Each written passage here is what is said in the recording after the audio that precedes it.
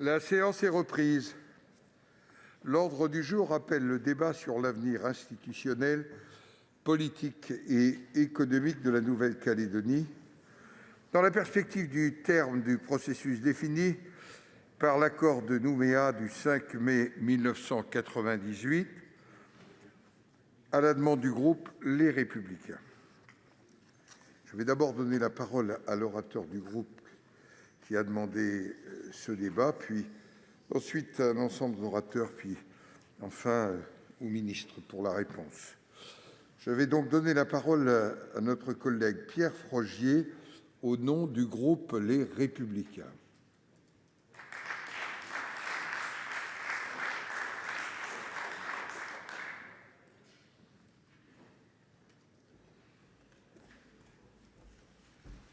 Vous avez la parole, mon cher collègue.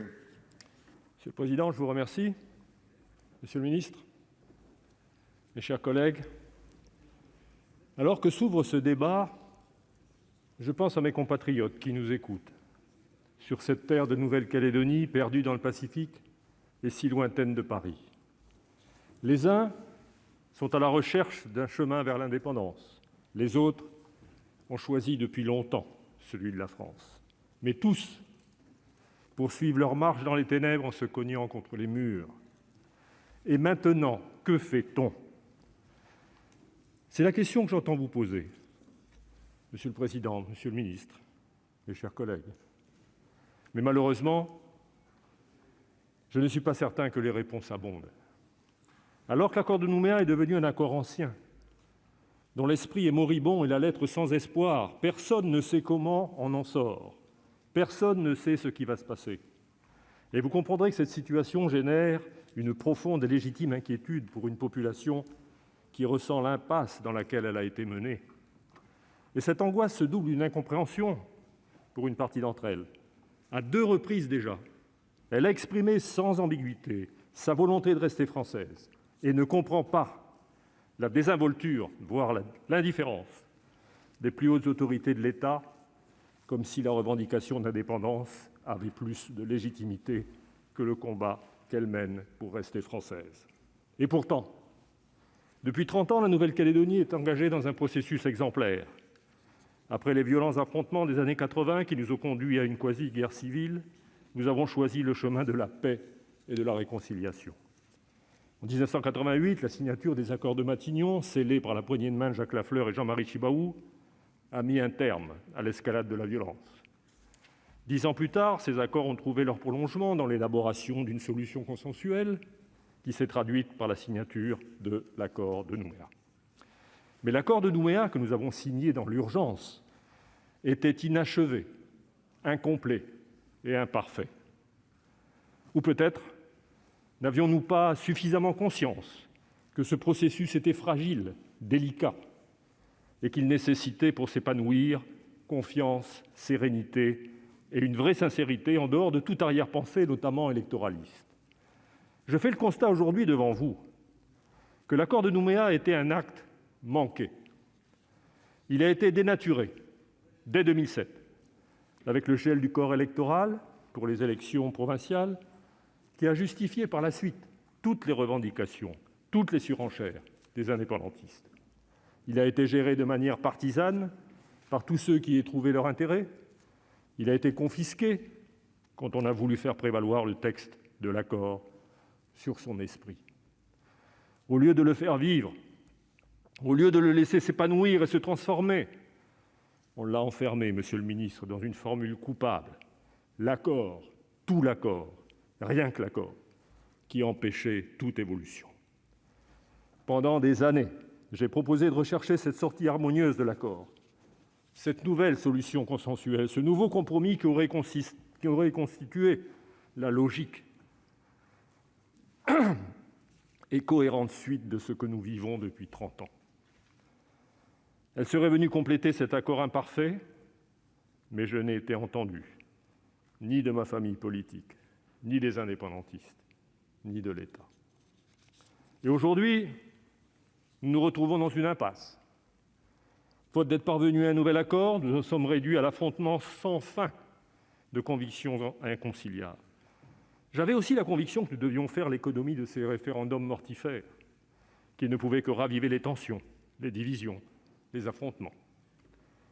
À 2 reprises déjà, en 2018, en 2020, nous sommes retrouvés face à face. Mais c'est un exercice inutile, puisque aucun des deux camps ne se soumettra jamais aux convictions de l'autre, et que quel que soit le résultat, nos convictions et celles des indépendantistes ne varieront pas. C'est aussi un exercice dangereux. Nous qui étions des partenaires, nous sommes redevenus des adversaires, comme si nous n'avions pas travaillé ni géré ensemble, comme si nous n'avions pas porté une ambition commune. Ces référendums à répétition sont devenus un engrenage infernal qui anéantit toute capacité de dialogue. Je retiens néanmoins 2 enseignements de ces consultations.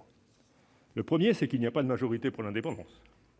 Le second, c'est une triple fracture politique, identitaire et géographique. Les électeurs du Sud sont massivement favorables au maintien de la Calédonie dans la France. Les électeurs du Nord et des îles sont massivement favorables à l'indépendance. Nous devons, sans concession, regarder cette réalité en face, même si elle bouscule nos certitudes et nos ambitions. Malgré les efforts de rééquilibrage financier et les initiatives économiques, culturelles, sociales, nous n'avons pas progressé dans la construction d'une communauté de destin. Les indépendantistes sont et resteront farouchement indépendantistes, et nous sommes et nous resterons indéfectiblement attachés au maintien de la Calédonie dans la France. Parce que chacun de nous reste et restera intimement attaché à son identité. Ces référendums, malheureusement, auront enfermé la vie politique locale dans une logique d'affrontement identitaire. À l'évidence, ce que nous avions imaginé il y a 20 ans est dépassé. La réalité, c'est que la Nouvelle-Calédonie est une terre aux identités multiples, où chacun doit pouvoir développer ses atouts dans une relation saine, stable et pérenne. Car la recherche à tout prix de convergences factices nous a conduits à des confusions néfastes. La réalité, c'est que nous avons un défi à relever. Apprendre à savoir vivre ensemble, assumer nos différences pour rendre notre collectivité humaine plus forte, s'entendre sur nos divergences pour en limiter les effets, et je crois que nous en sommes capables. Alors, ce que je vous propose, c'est qu'après avoir négocié 2 accords, nous soyons capables aujourd'hui et pour demain de négocier un désaccord. Au-delà de la formule qui peut sembler être un bel oxymore, négocier un désaccord, c'est l'assurance d'une coexistence apaisée, dans le respect de nos identités et nos différences. Il ne s'agit pas de se séparer, il ne s'agit pas de se tourner le dos, mais de s'entendre sur nos divergences afin d'en limiter les effets, de reconnaître ce que nous partageons, accepter ce qui nous sépare, et sur cette base, organiser notre avenir. Monsieur le Président, Monsieur le Ministre, mes chers collègues, permettez-moi de tracer devant vous les grandes lignes de cette solution qui permettra, j'espère, à la Calédonie d'inventer son avenir et à ses populations de vivre durablement réconciliées. 2 principes. Le premier, la nécessité d'avoir cette terre en partage. Le second, de réaffirmer la prééminence de la collectivité provinciale. Quand je dis qu'il faut avoir cette terre de Calédonie en partage, je pense à cette nuit interminable de juin 1988, alors que nous posions les principes fondateurs des accords de Matignon, lesquels, en partageant le territoire en 3 provinces, ont permis le retour de la paix civile. Et personne, jusqu'à aujourd'hui, n'a engagé de procès en partition de la Nouvelle-Calédonie, ni contre Michel Rocard, ni contre Jean-Marie Tjibaou, ni contre Jacques Lafleur. C'est donc sur cette base retrouvée que je propose d'unifier en harmonisant les contraires au lieu d'uniformiser en écrasant les différences. Le cœur de cette proposition, c'est de redonner toute sa place à la collectivité provinciale. Conséquence, la collectivité de la Nouvelle-Calédonie sera composée de 3 provinces dotées de la compétence de principe, garantissant les différentes identités de la Nouvelle-Calédonie.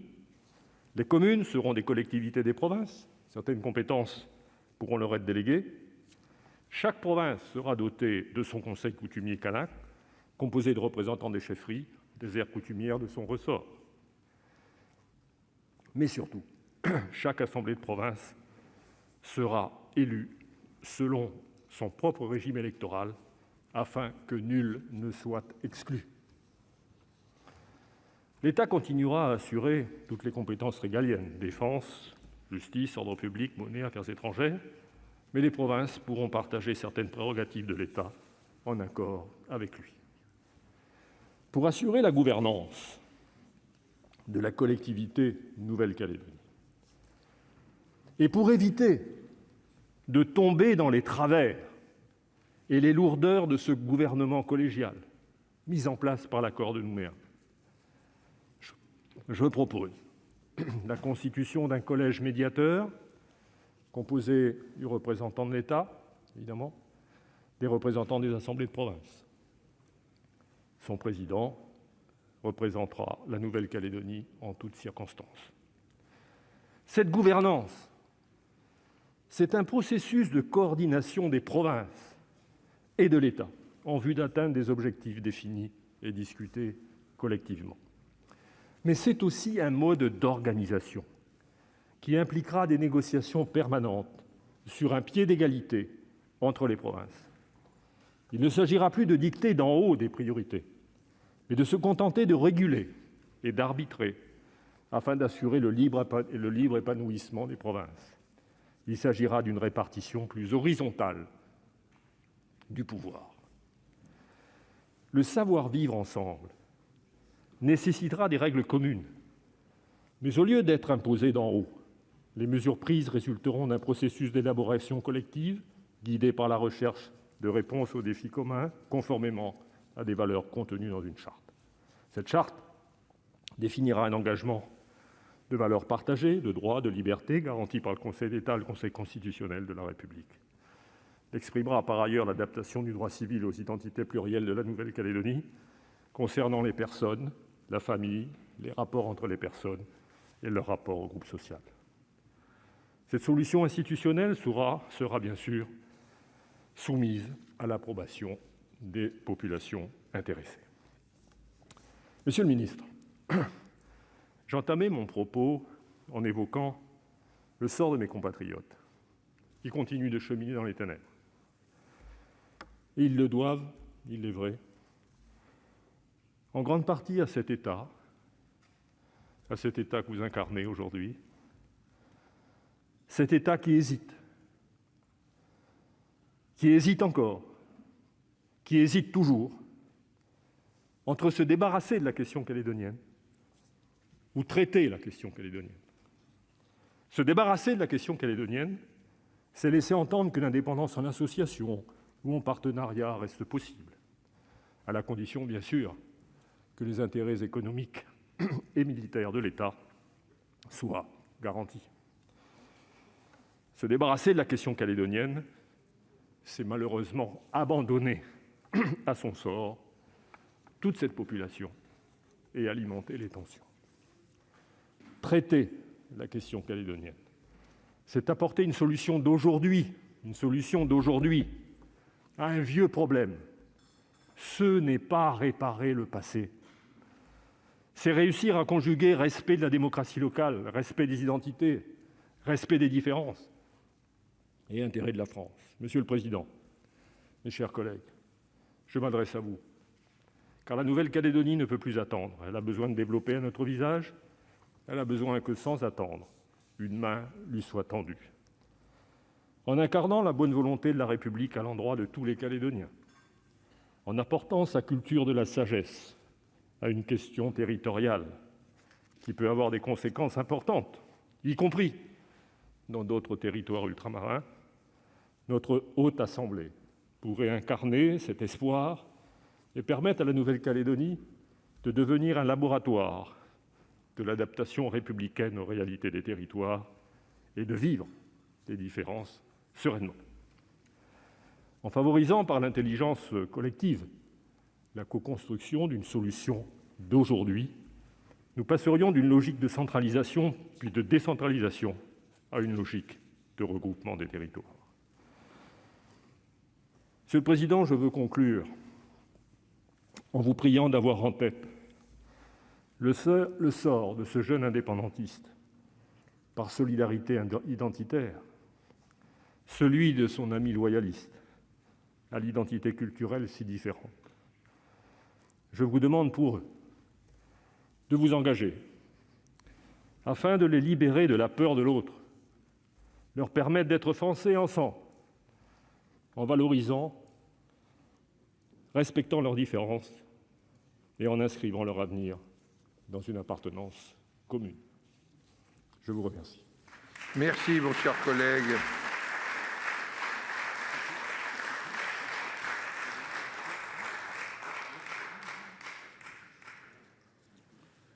Dans la suite de notre débat, je vais donner la parole au président Guillaume Gontard pour le groupe écologiste Solidarité et Territoires. Il a 5 minutes. Vous avez la parole. Merci, Monsieur le Président, Monsieur le Ministre.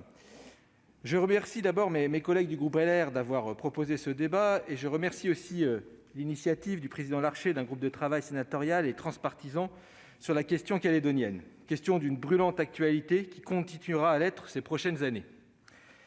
Alors que nous arrivons au terme du processus de Nouméa, le caillou a occupé, occupe et occupera votre gouvernement comme aucun autre au XXIe siècle. Il sera également l'un des premiers gros dossiers du gouvernement qui sortira des urnes en 2022.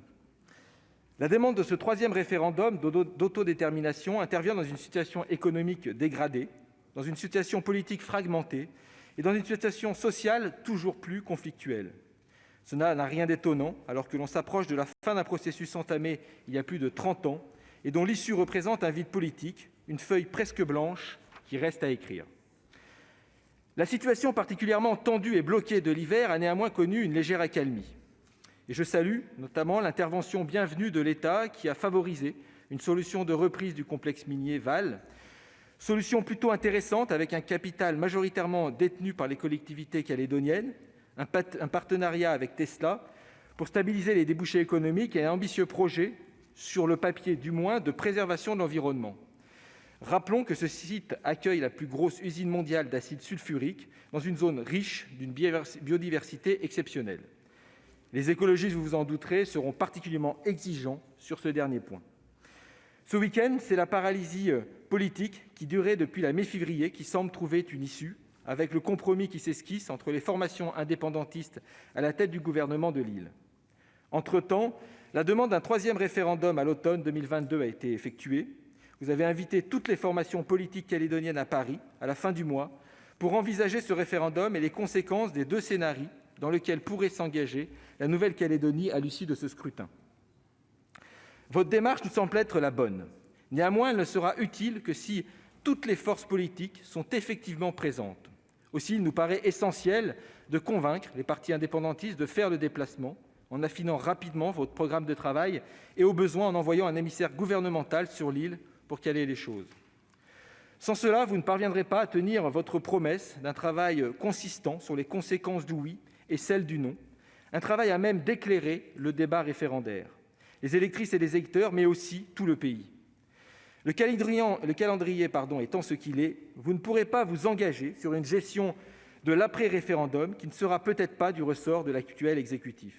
Nous vous demandons donc de construire en amont, avec toutes les forces politiques nationales, le compromis politique le plus large possible sur ce que sera l'attitude de la France, pour soutenir et favoriser, en cas de victoire du non, l'émancipation du peuple kanak, seul à même d'apaiser les tensions, pour accompagner, en cas de victoire du oui, l'indépendance autant qu'il le faudra et dans les meilleures conditions possibles. C'est la seule manière d'apporter des perspectives relativement stables aux Calédoniens pour un débat transparent qui ne court pas le risque d'un spectaculaire volte-face à la fin du printemps 2022. Quel que soit le choix du peuple calédonien, il n'effacera pas l'héritage colonial de l'île et son corollaire de division, d'inégalités socio-économiques inacceptables et de conflictualité. Quel que soit ce choix, il ne réglera pas la trop forte dépendance de l'île à l'extraction du nickel et à ses très graves conséquences écologiques comme sociales. Quel que soit ce choix, il ne fera pas disparaître l'intérêt presque prédateur parfois de la France pour l'île, quel que soit pour les ressources, que ce soit pour les ressources minières ou pour l'intérêt géostratégique de sa présence dans le Pacifique. La dépendance envers la métropole, qui s'est construite depuis plus d'un siècle, est de toute façon beaucoup trop forte pour permettre au peuple calédonien de disposer librement de lui-même. Les destins de la France et de la Nouvelle-Calédonie resteront liés, quel que soit le choix des urnes. Mais pour favoriser autant que possible un choix autonome, la France doit apporter des garanties sur le devenir politique de l'île, quel que soit le scénario choisi démocratiquement dans 18 mois. Alors, monsieur le ministre, c'est une tâche exaltante à laquelle vous vous attelez. Contribuer à inventer le devenir d'un territoire et de ses populations pour se libérer enfin du poids de l'héritage colonial et pour engager une transition sociale, économique et écologique à même de réduire les inégalités, construire le vivre ensemble et de préserver un environnement et une biodiversité incomparables. Merci. Merci, Monsieur le Président. Je vais maintenant appeler notre collègue Mikaele Kulimo-Etoke, pardonnez-moi, pour le Rassemblement des démocrates progressistes et indépendants.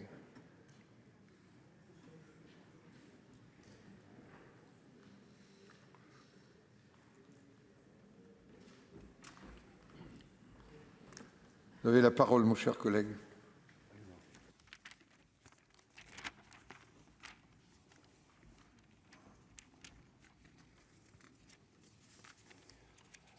Monsieur le Président, Monsieur le Ministre, mes chers collègues, c'est humblement en tant que sénateur des îles Wallis et Futuna, connaissant le tiraillement entre deux cultures, que je me tiens devant vous aujourd'hui. C'est également en tant qu'océanien, français, profondément ancré dans des traditions et les coutumes de mes îles, que je prends la parole pour témoigner comme voisin et spectateur privilégié de l'histoire de la Nouvelle-Calédonie, surnommée le Caillou. À cette occasion, je salue chaleureusement au passage la communauté wallisienne et futunienne de Nouvelle-Calédonie. La Nouvelle-Calédonie entre dans la dernière phase d'un processus inédit. Ce processus a été une source exceptionnelle d'optimisme.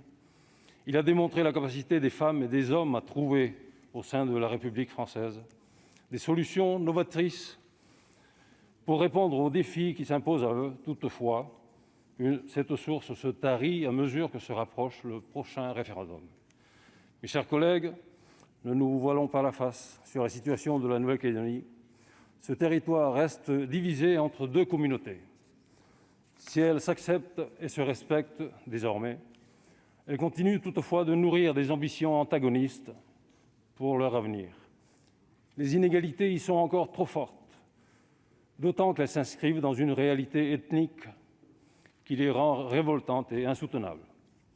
D'un côté, les indépendantistes militant pour que la communauté kanak, dont chacun sait ici les souffrances et les humiliations qu'il a subies dans son histoire, recouvre une dignité et une légitimité existentielle qui lui sont dues, avec comme horizon l'accession de la Nouvelle-Calédonie à son indépendance.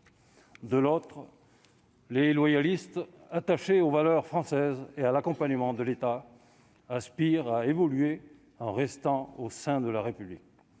Cette division est partagée de manière proportionnelle par l'ensemble des différentes communautés vivant sur le Caillou. Les deux premiers référendums en sont le reflet.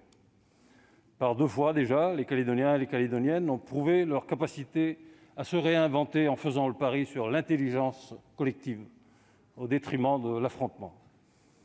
Ceci a été symbolisé par la poignée de main historique entre Jean-Marie Tjibaou et Jacques Lafleur. Les Calédoniens seront donc bientôt amenés, une fois encore, à décider de leur avenir institutionnel. Au nom des Français que nous représentons, je veux leur dire combien nous souhaitons qu'ils fassent le choix du dialogue et de la sagesse. Mes chers collègues, la Nouvelle-Calédonie est à l'orée d'une nouvelle période de son histoire. Elle fait cependant face à d'importants défis. En tant qu'île du Pacifique, elle sera aux premières loges des conséquences du réchauffement climatique, comme l'ensemble des Outre-mer menacés par la montée des eaux. Elle doit également composer avec des perspectives économiques moroses. L'économie calédonienne reste dépendante d'un or vert et d'usines non rentables qui n'ont pas tenu leurs promesses de diversification malgré l'intervention de l'État. Nichée au cœur de l'axe Indo-Pacifique sur lequel le président Emmanuel Macron a eu raison de porter un regard attentif, la Nouvelle-Calédonie attise les convoitises. Ses ressources minières et halieutiques aiguisent l'appétit d'influence, dont l'intérêt pour les droits humains et écologiques est bien moins marqué que celui de la France. Comment la Nouvelle-Calédonie compte-t-elle répondre à tous ces défis? Comment compte-t-elle financer la diversification de son économie? Comment compte-t-elle assurer le rééquilibrage économique et social? Comment compte-t-elle résister à la présence croissante d'influences étrangères? Enfin, quelle sera la stratégie géopolitique de la France dans la région? Autant de problématiques qui seront au centre des discussions dans les semaines à venir, grâce à l'implication du ministre Lecornu, que je salue. Il est urgent d'échanger sur les conséquences du oui et du non. C'est un impératif absolu. Mais la principale question, mes chers collègues, est la suivante. Quelle est la position de l'État français dans ce débat? Si l'avenir de la Nouvelle-Calédonie ne se dessinera pas dans les hémicycles métropolitains, il est indispensable que l'État et la représentation nationale prennent toute leur place dans ce débat. En engageant l'avenir des Calédoniens, le gouvernement engage également celui des Français. Je saisis donc l'occasion qui m'est donnée ici pour remercier M. le Président Larcher d'avoir initié cet échange porteur d'espoir. Je salue également au passage mes amis sénateurs calédoniens, M. Pierre Frogier et M. Gérard Poadja. Monsieur le ministre, les Calédoniens sont inquiets. À quelques mois du prochain référendum, aucun accord n'a été trouvé. Aucune assurance n'est donnée aux Calédoniens, qu'ils soient pour ou contre l'indépendance. Pour ma part, j'invite les leaders et dirigeants calédoniens à une concertation collective, à penser de nouvelles perspectives et des garanties rassurant la population dans son ensemble. Le débat calédonien interroge tous les ultramarins, mais également chaque Français. Il soumet à notre réflexion l'évolution des rapports que nous, collectivités ultramarines, pouvons entretenir avec la métropole. Une relation qui se doit d'être apaisée, au sein de laquelle la place et les coutumes de chacun sont respectées.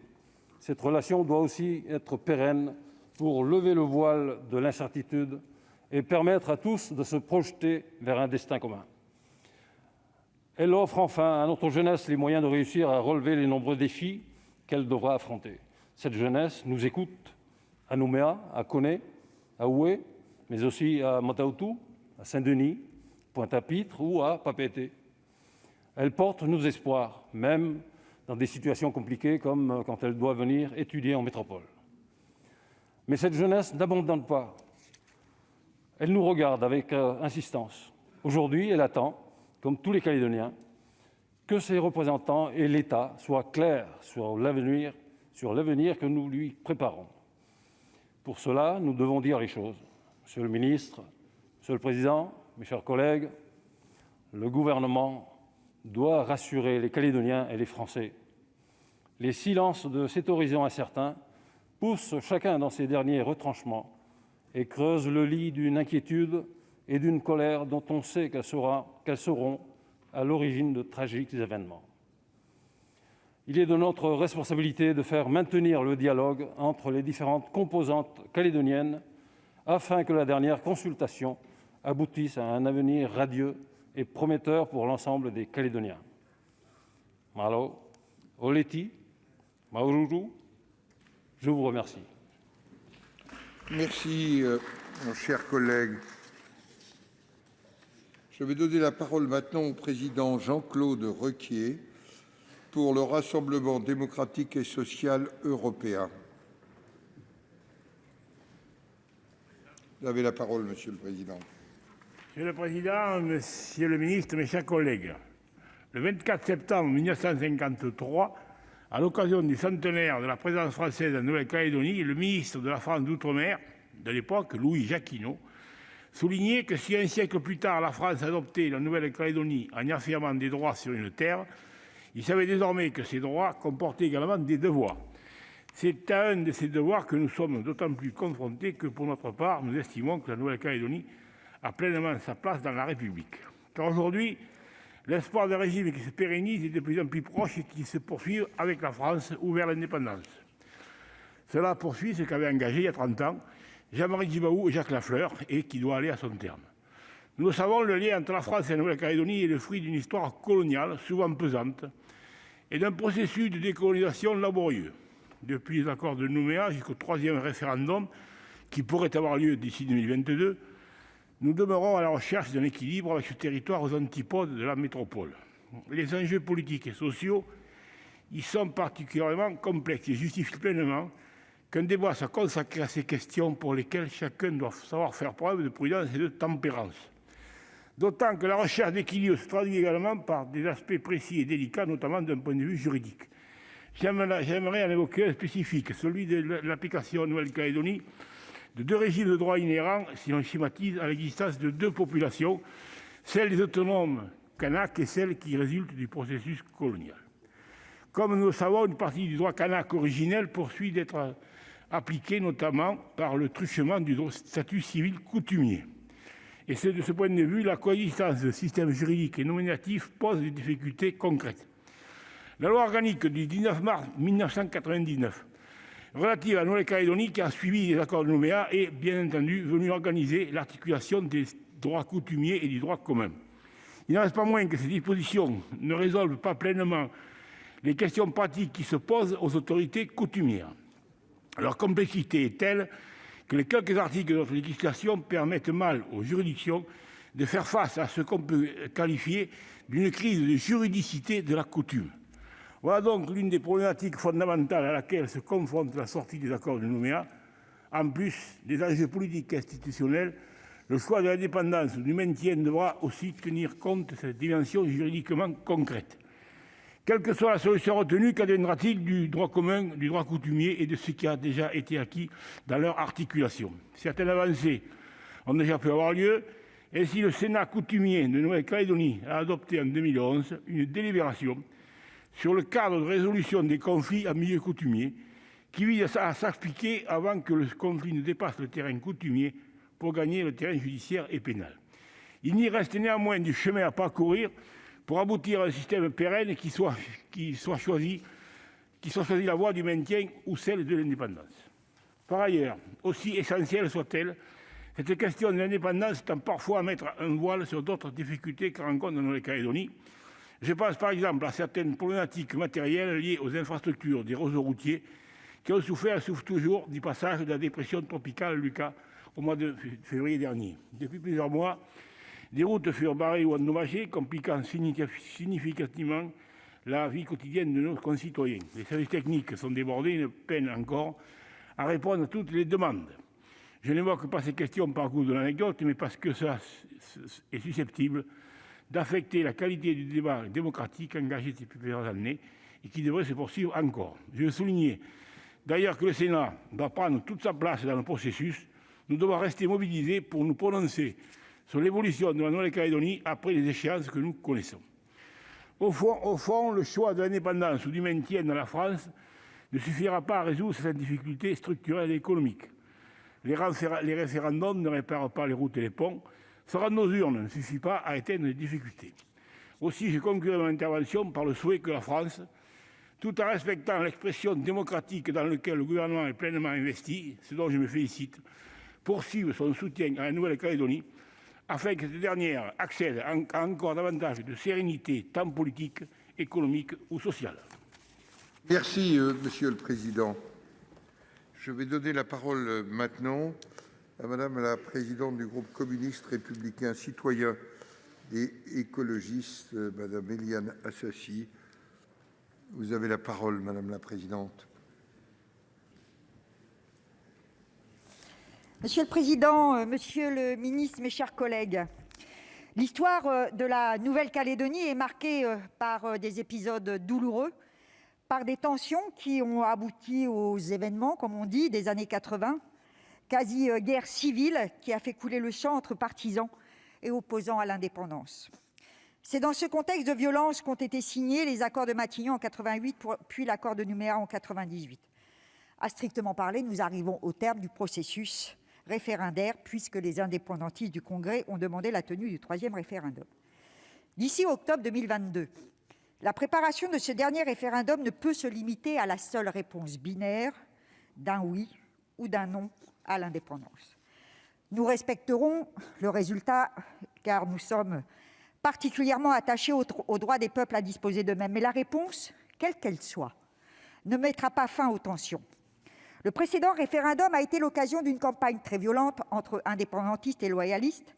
Ces derniers ont récemment perdu le contrôle du gouvernement, alors qu'ils y étaient majoritaires depuis 1998. Le dialogue engagé par l'État entre l'ensemble des interlocuteurs est essentiel, car quoi qu'il arrive, ils doivent faire société. Les conflits politiques créent des situations de blocage institutionnel, comme nous le voyons avec la difficulté pour le nouveau gouvernement calédonien d'élire son président. L'avant-référendum implique donc une large campagne d'information et de concertation. D'une part, expliciter à chaque citoyenne et à chaque citoyen calédonien les enjeux liés à ce référendum en matière fiscale, en matière agricole, industrielle, sur la citoyenneté et les questions régaliennes. D'autre part, pour recueillir leur avis. Tout en conservant sa neutralité, l'État a ici un rôle à jouer pour mettre ces informations à disposition. Monsieur le ministre, où en est-on dans les consultations lancées au local ? Selon l'économiste Olivier Sudry, si la Nouvelle-Calédonie était un pays indépendant, elle serait la 2e nation la plus inégalitaire de l'OCDE. L'héritage colonial structure encore la société calédonienne avec des disparités ethniques importantes, malgré la division par 2 des inégalités entre Kanaks et Caldoches en 20 ans. Le taux de pauvreté de la province Nord demeure de 35% contre 9% au Sud. Il va jusqu'à 52% dans les îles Loyauté, où les Kanaks sont encore plus présents que dans le Nord. Les 10% de la population la plus aisée a un niveau de vie 8 fois plus élevé que les 10% les plus modestes. Ces clivages nourrissent la volonté d'indépendance, mais on ne peut affirmer que celle-ci permettrait une réduction des inégalités. Si le oui l'emporte, il nous faudra accompagner les Calédoniens dans leur transition vers l'indépendance et développer la coopération afin de s'assurer que la dépendance actuelle à la métropole ne creuse les inégalités. Si le non l'emporte, de nouveaux outils devront permettre de favoriser un développement égalitaire de l'archipel. L'État n'a pas su préserver les identités des différentes populations qui le composent, ni faire cesser les discriminations raciales ou reconnaître à leur hauteur la place des populations kanaks. Ces lacunes ont créé des incompréhensions et nourrissent des distensions. Le prochain référendum n'y mettra pas fin. La démocratie parlera, nous écouterons le choix des Calédoniens, mais comment voir une destinée commune avec de telles inégalités économiques et sociales ? Le statut juridique n'est pas l'alpha et l'oméga, contrairement à l'objectif de faire fonctionner une société pluriethnique et pluriculturelle. L'Hexagone et la Nouvelle-Calédonie sont liés par une douloureuse histoire. Que l'archipel demeure dans notre République ou à ses côtés, l'État ne peut s'en déresponsabiliser. À cela s'ajoutent des enjeux en termes d'autonomie économique, l'archipel bénéficiant de ressources qui ne sont aujourd'hui pas mises à profit, comme sa faune et sa flore marine. La dépendance à l'industrie du nickel, qui emploie un salarié du privé sur 4, dont 60% d'ouvriers, a montré ses limites, comme l'a prouvé la vente de l'entreprise Val. Des impératifs économiques, mais aussi environnementaux, implique une diversification de l'économie calédonienne. Enfin, des aspects géopolitiques viennent se lier à ces questions, puisque l'archipel est convoité à l'international. Alors, monsieur le ministre, mes chers collègues, monsieur le président, j'aimerais non pas clore, mais ouvrir mon intervention par ces mots de Louise Michel, envoyée au bagne en Nouvelle-Calédonie en 1873 pour avoir été communarde. Elle disait « Chacun cherche sa route, nous cherchons la nôtre, et nous pensons que le jour où le règne de la liberté et de l'égalité sera arrivé, le genre humain sera heureux. » Merci, Madame la Présidente. Je vais donner la parole à notre collègue Gérard Poadja pour le groupe de l'Union centriste.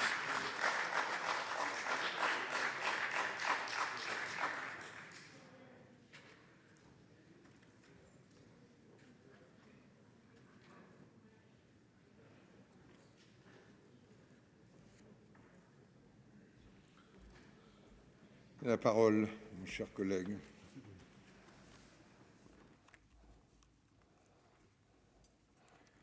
Monsieur le Président, Monsieur le Ministre, mes chers collègues, 111, ils étaient 111. 111 Kanaks exhibés lors de l'exposition universelle de 1931 au parc de Vincennes. On les avait exposés à côté des crocodiles parce que les sauvages devaient être à côté des bêtes sauvages. La brochure disait « Venez voir les Kanaks, car c'est une race qui va bientôt disparaître. » Seul, il a pris une balle seul sur la propriété de ses parents. C'est une belle journée de janvier 1985. Il avait 17 ans et la mort a frappé de manière aveugle. Il s'appelait Yves, il s'est appelé James aussi, il s'est appelé tant d'autres encore. 4, ils étaient 4. 4 sous le soleil de Fayaoué, 4 loin de leur terre natale, dans leur brigade, quand le temps s'arrêta. C'était 2 jours avant le premier tour des élections présidentielles de 1988. 2, ils étaient 2. Ils venaient pour la levée de deuil 1 an après. 2 à serrer les mains, à saluer les autorités coutumières et les familles quand ils ont été abattus par un des leurs. Il s'appelait Jean-Marie et Yéyé. C'était un 4 mai. Si je raconte cette histoire, c'est parce que c'est la mienne, celle d'un Kanak originaire de la tribu de Poinda, dans l'aire coutumière Badi Kemuki, en province nord. Si je raconte cette histoire, c'est parce que c'est celle de mon peuple, le peuple calédonien. Si je raconte cette histoire, c'est parce que c'est la nôtre, celle de la France. C'est 170 ans d'une histoire dont nous sommes les héritiers. Et je prononce ces mots avec une gravité à la veille d'un double anniversaire hautement symbolique, celui de l'assaut de la grotte de Gossana à Ouvéa et de la signature de l'accord Nouméa. Mes chers collègues, nous n'écrirons pas sur une page blanche. Au moment où le peuple calédonien sera appelé à décider pour la 3e fois en 4 ans si la Nouvelle-Calédonie doit devenir indépendante ou demeurer au sein de la République française. Pourtant, je crois plus que jamais au destin commun entre la France et la Nouvelle-Calédonie. Un destin commun nourri par une histoire, une langue, une école et des valeurs, mais aussi par 30 ans de souveraineté partagée. Je crois plus que jamais au destin commun du peuple calédonien, un peuple calédonien lié par les sangs mêlés, une culture métissée et des mémoires entrelacées, mais aussi par une gouvernance partagée des institutions du pays entre indépendantistes et non-indépendantistes. C'est parce que ces destins communs sont au cœur de notre histoire que je ne veux pas d'un 3e référendum binaire. Comment une moitié de la population du pays pourrait-elle imposer son choix à l'autre moitié quand on connaît notre histoire? C'est pourquoi nous proposons de substituer à cette 3e consultation un référendum de rassemblement.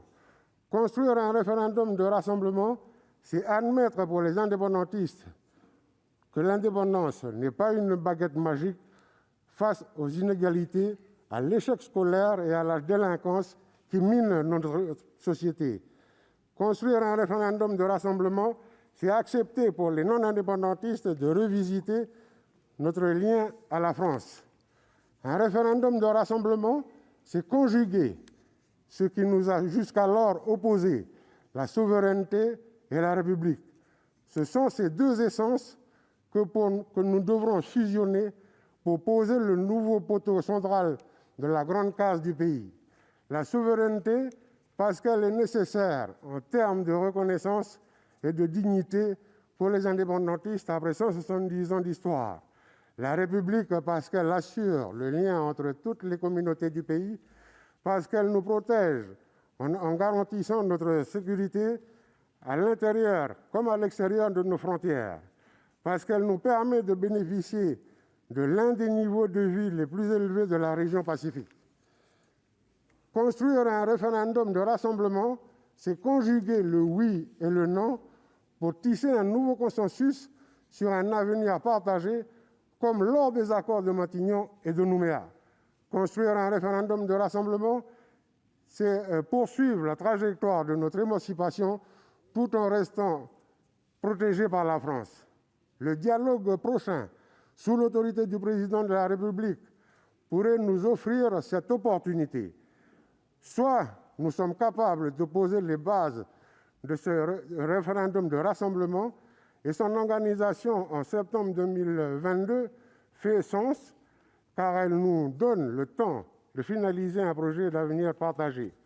Soit ces échanges sont infructueux et dans ce cas, autant organiser le troisième référendum dès la fin de l'année 2021 afin d'ouvrir le plus rapidement possible les discussions sur l'après-accord de Nouméa. Mais attention, les discussions après le troisième référendum seront compliquées car il y aura alors un vainqueur électoral et un vaincu. Les concessions réciproques pour construire un consensus sont possibles avant le troisième référendum. Elles seront très difficiles, voire impossibles, après. Et en cas de non, le droit à l'autodétermination devra de toute façon continuer à s'exercer. Jusqu'à quand? Avec quelles conséquences? Sur ce chemin, certains brandissent désormais comme solution la partition du pays ou ses déclinaisons, l'hyperprovincialisation et la différenciation. Cet apartheid géographique nous conduira à effacer 150 ans d'histoire commune, les Kanaks avec les Kanaks et les autres avec les autres. Et croyez-moi, beaucoup de ceux qui aujourd'hui vivent en province nord, d'où je suis originaire, sont radicalement opposés à cette perspective. Notre réalité, c'est un pays un et indivisible dont l'accord de Nouméa a exclu dès l'origine toute partition en fonction des résultats des référendums. Notre réalité aujourd'hui, c'est un pays qui n'a pas de frontières. Le découper, c'est l'amputer, c'est le ghettoiser. Notre avenir, c'est de continuer à conjuguer nos deux rêves pour une même terre et non d'affecter chaque rêve à une terre.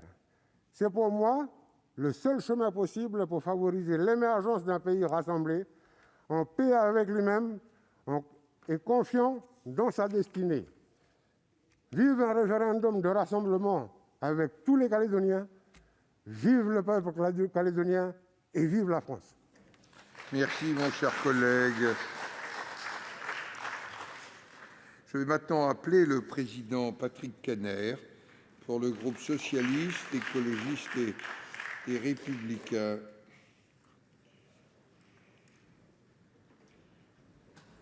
Monsieur le président.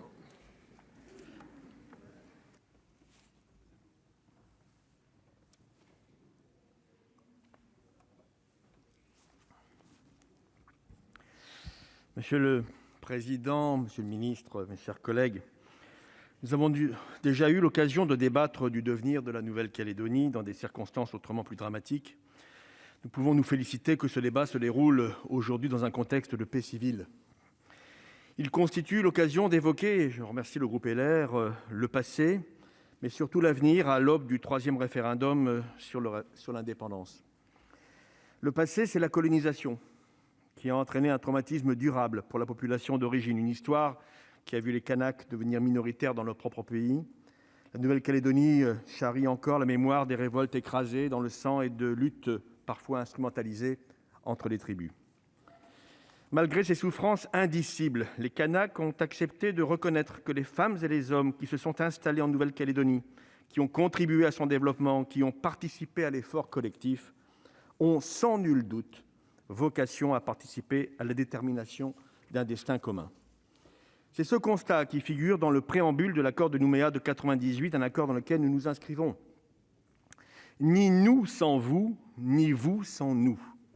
Dans le prolongement et la fidélité aux accords de Matignon de 1988, tous là dans le même bateau.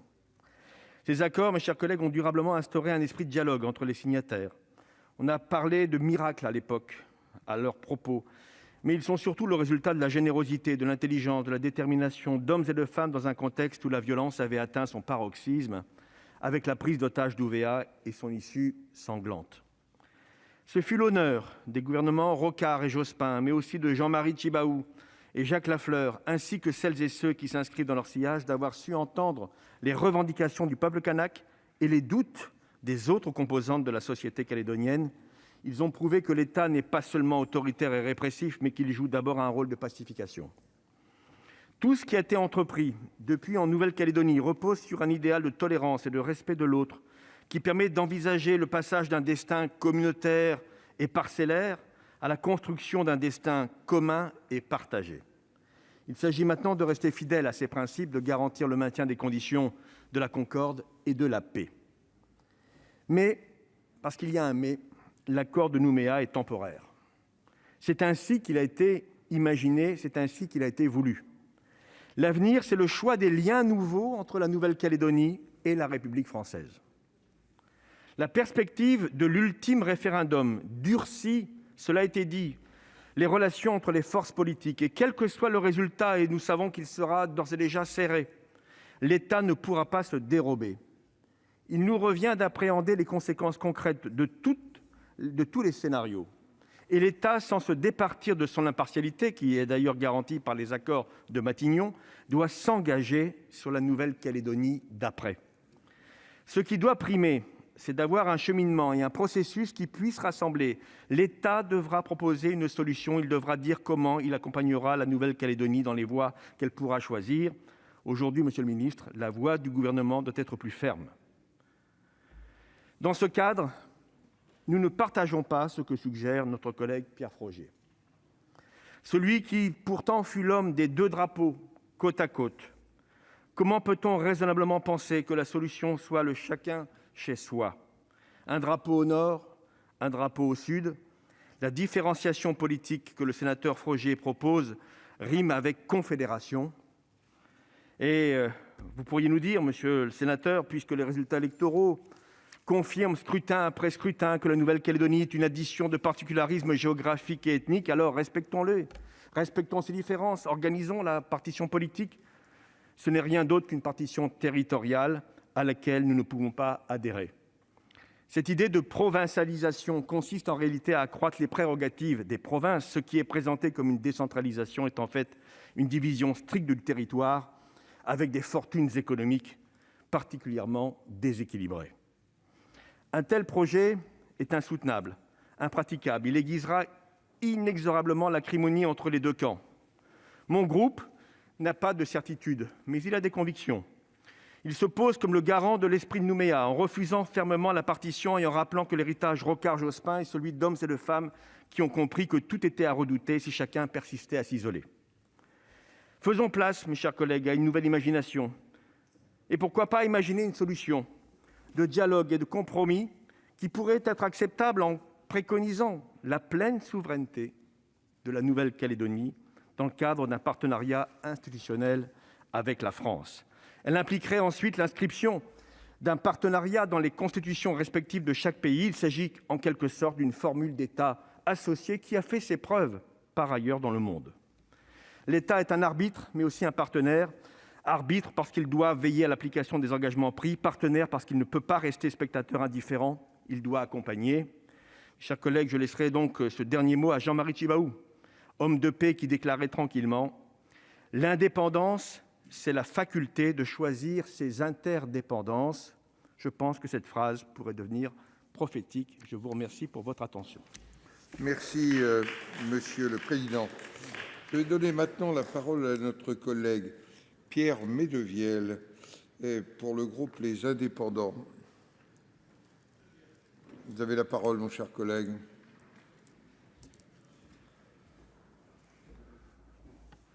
Monsieur le Président, Monsieur le Ministre, mes chers collègues, les enjeux liés à la Nouvelle-Calédonie me sont chers et familiers, parce que je m'y suis rendu récemment, comme un certain nombre d'entre vous, tout parce que mon frère est installé depuis 30 ans, qu'il a travaillé dans les 3 provinces et qu'il est aujourd'hui responsable de la vaccination Covid pour toute la province sud. Aujourd'hui, je suis inquiet, très inquiet. Nous avons vu quelques semaines après le 2e référendum du 4 octobre dernier la Nouvelle-Calédonie s'embraser. Nous avons assisté aussi à des scènes proches de la guerre civile sur le dossier de rachat de l'usine Vale du Sud. Heureusement, il n'y a pas eu de victimes et nous le devons, Monsieur le Ministre, à votre responsabilité en termes de maintien de l'ordre et à la volonté politique des acteurs de sortir par le haut de ce dossier brûlant. Mais je reste néanmoins préoccupé par ce qui peut arriver maintenant. Lors du 2e référendum du 4 octobre dernier, les bureaux de vote ont été pris d'assaut par des militants indépendantistes, drapeaux identitaires kanak à la main, pour au mieux influencer et au pire dissuader, voire menacer certains électeurs loyalistes. Il est clair, au vu des réactions qu'ils ont eues pendant le conflit de l'usine du Sud, que les loyalistes ne vont pas plus subir en silence ces actions hostiles de la part de leurs adversaires. À quoi tout cela va-t-il nous mener? Que se passera-t-il lorsqu'il y aura devant les bureaux de vote des militants de chaque camp qui considéreront qu'ils jouent leur dernière cartouche? Je pense que laisser se tenir un référendum binaire dans la situation actuelle, tel qu'il est prévu dans l'accord de Nouméa, alors qu'on sait que la population est divisée en 2 et qu'on connaît le caractère explosif de la Nouvelle-Calédonie, c'est prendre un risque majeur pour l'avenir et figer de façon mortifère les oppositions ethniques, sociales et politiques. Monsieur le ministre, certains pourraient être tentés de simplement repousser la date du 3e référendum au plus tard, c'est-à-dire en septembre 2022, considérant que les prochains gouvernants traiteront ce sujet et que la Nouvelle-Calédonie ne sera pas dans ce cas un risque majeur pour la campagne électorale. Ce serait une erreur. Si le gouvernement décidait de maintenir la même question que lors des 2 premières consultations et de fixer la date au plus tard, la campagne présidentielle serait de fait instrumentalisée par les 2 camps et le moindre fait divers impliquant une ethnie contre l'autre serait utilisé pour servir sa cause.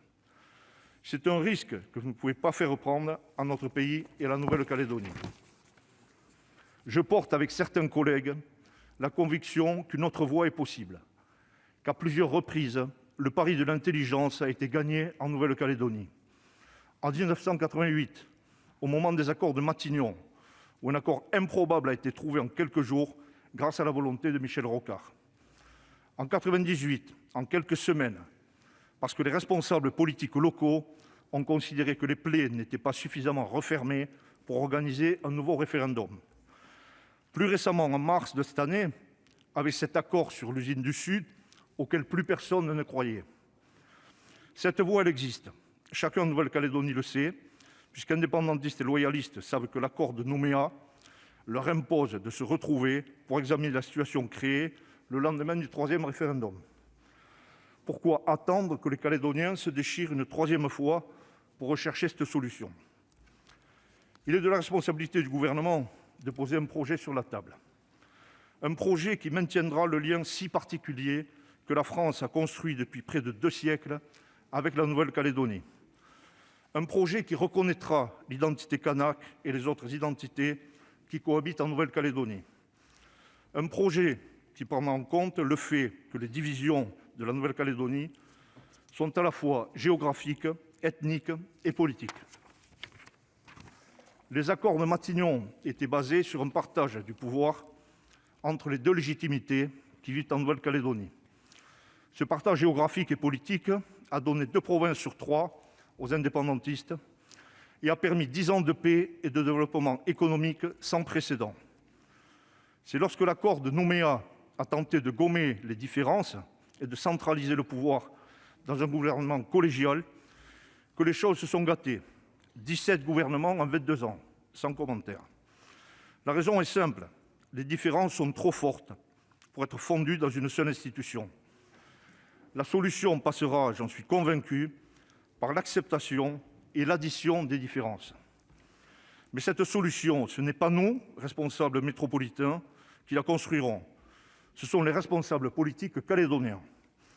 Et pour se retrouver, ils ont besoin cette fois encore que le gouvernement prenne l'initiative. Qu'il demande aux indépendantistes ce qu'ils attendent réellement de l'indépendance et aux loyalistes ce qu'ils veulent de la France. Et qu'ils prennent le temps de rapprocher les solutions avec la conviction qu'il ne peut pas échouer. Quand il y a une volonté, il y a toujours un chemin. L'avenir d'un petit bout de la France est entre vos mains, monsieur le ministre. Les Calédoniens comptent sur vous. Je vous remercie. Merci, mon cher collègue. Je vais maintenant donner la parole au président Bruno Retailleau pour le groupe Les Républicains.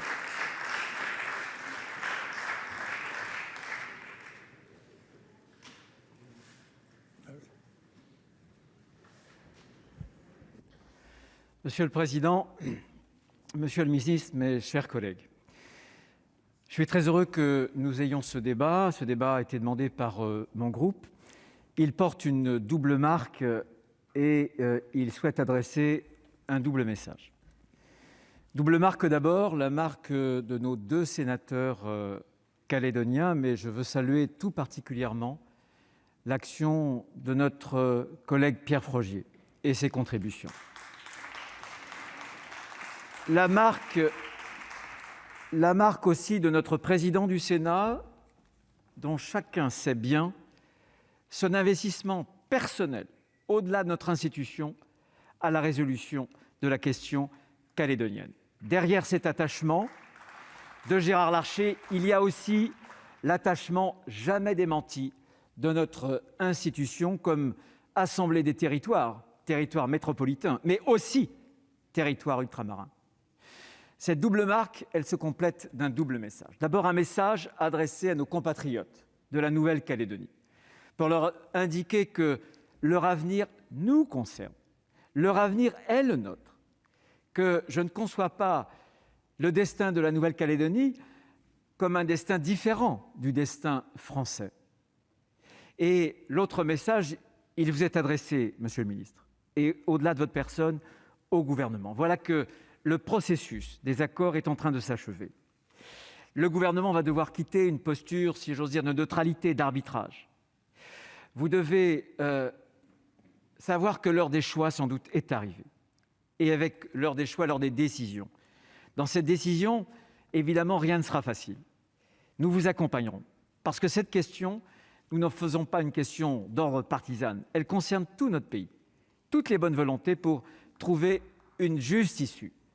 Et nous vous aiderons à la trouver. Mais il faudra que le gouvernement prenne ses responsabilités. Vous devez dessiner une perspective, vous donner, faire des choix et prendre des décisions. Parce que l'heure est grave. L'heure est grave parce que c'est le moment de tous les dangers. Un précédent intervenant a souligné les tensions, le retour d'ailleurs, de la tentation de la violence. On l'a vu au moment du 2e référendum. On l'a vu aussi au moment des discussions autour de l'usine du Sud de nickel. Je salue d'ailleurs votre investissement, l'investissement de l'État, qui montre bien que sans votre engagement, sans l'engagement de l'État, il n'y aura pas de solution en Nouvelle-Calédonie. Et puis, on le voit aussi que ce moment de tous les dangers est arrivé, parce qu'il y a des multiples crises, et je ne parle même pas de la crise sanitaire, qui s'entrecroisent et qui peuvent se potentialiser dangereusement. Une fracture géographique, nord-sud, identitaire, sociale, économique, une fracture aussi institutionnelle. Pour la première fois depuis plus de 40 ans, les mouvements indépendantistes se sont emparés de l'exécutif et ne parviennent pas à désigner un président pour le gouvernement. Il y a donc une crise institutionnelle. Nous devons regarder les choses en face, 23 ans après les accords de Nouméa, 33 ans après les accords de Matignon, ce processus de pacification, de réconciliation est en train de s'épuiser. Et en s'épuisant, le risque, c'est de créer un grand vide. Et dans ce grand vide, le risque est que de vieux démons peuvent s'y engouffrer. Le démon notamment de la violence.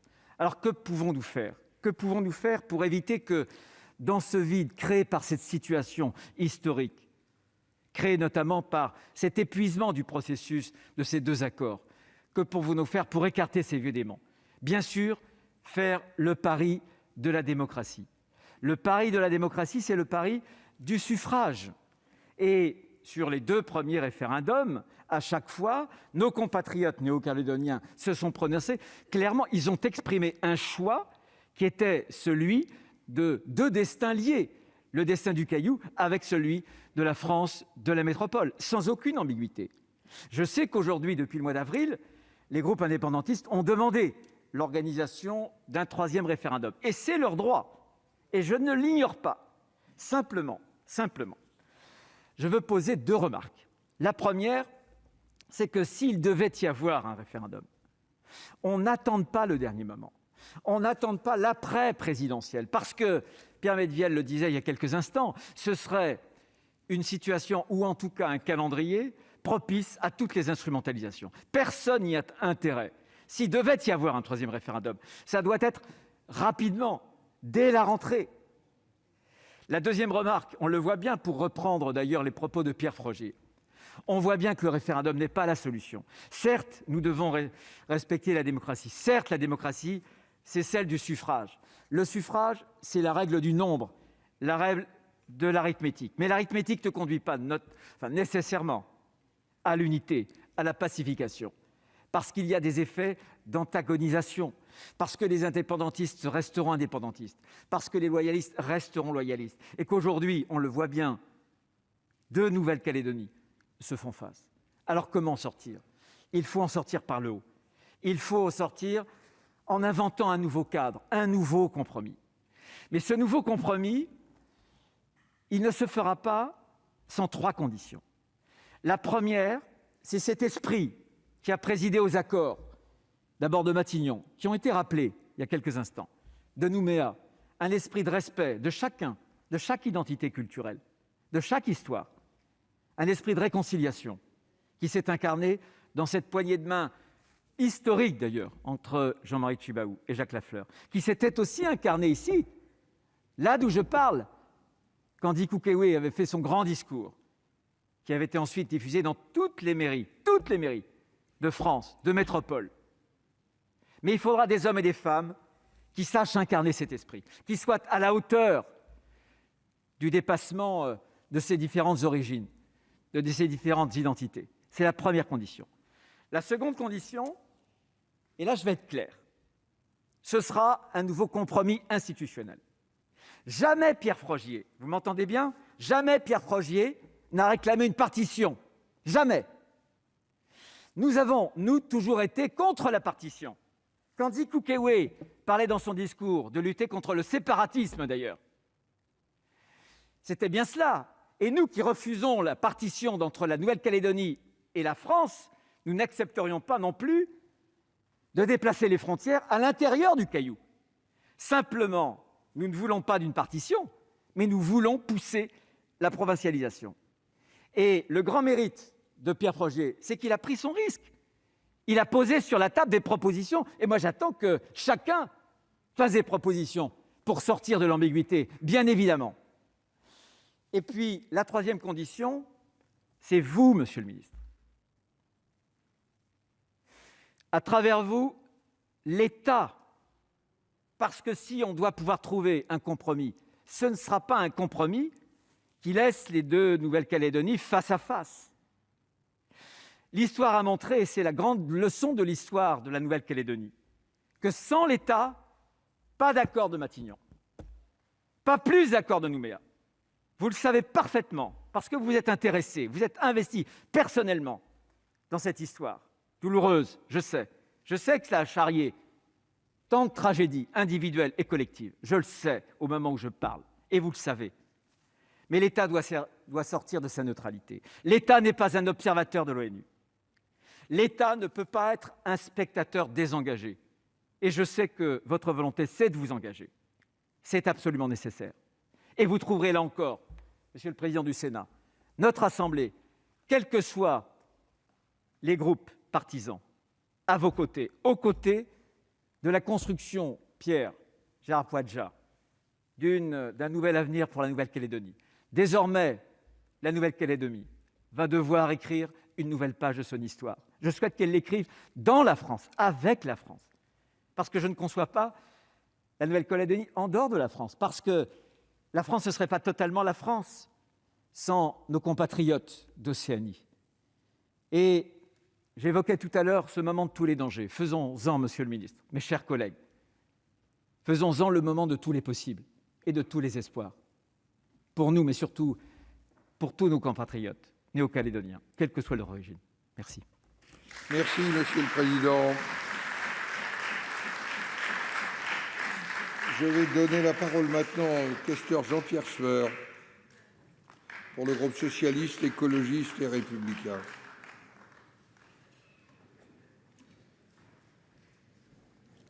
Vous avez la parole, mon cher collègue. Monsieur le Président, Monsieur le Ministre, mes chers collègues, fidélité. Ce mot est pour nous le mot le plus important. Fidélité, bien sûr, à cette poignée de main. Il y avait tant de raisons pour qu'elle n'eût pas lieu. Fidélité à l'œuvre de Michel Rocard, à l'œuvre de Lionel Jospin et de tous ceux sans lesquels il n'y aurait pas eu les accords de Matignon. Je veux parler des politiques. Je veux parler aussi de tous ceux qui se sont mobilisés dans la société civile, intellectuelle, philosophique et spirituelle pour arriver à cet accord. C'était quelque chose d'improbable, d'impossible presque. Il y avait eu tant de haine. Le sang des victimes n'avait pas séché. Et pourtant, cela a eu lieu. Et quand on me dit aujourd'hui qu'il y a des difficultés, ce qui s'est passé dans la province du Sud à propos du nickel, toutes les difficultés, mais à l'époque où cela a été signé, il y a 33 ans, il y avait beaucoup plus de difficultés. C'était beaucoup plus impossible que ça ne l'est aujourd'hui.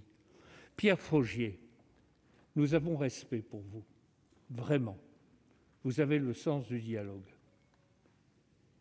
Mais nous ne pouvons pas souscrire à ce que vous avez proposé.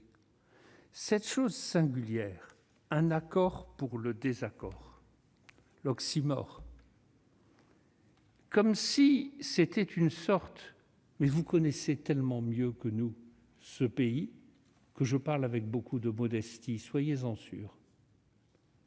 Comme si c'était impossible aujourd'hui et qu'il fallait se résigner. J'ai entendu ce qu'a dit Bruno Retailleau, mais franchement, s'il y a plus de provinces, s'il n'y a plus de congrès et plus de gouvernement, qu'est-ce que c'est?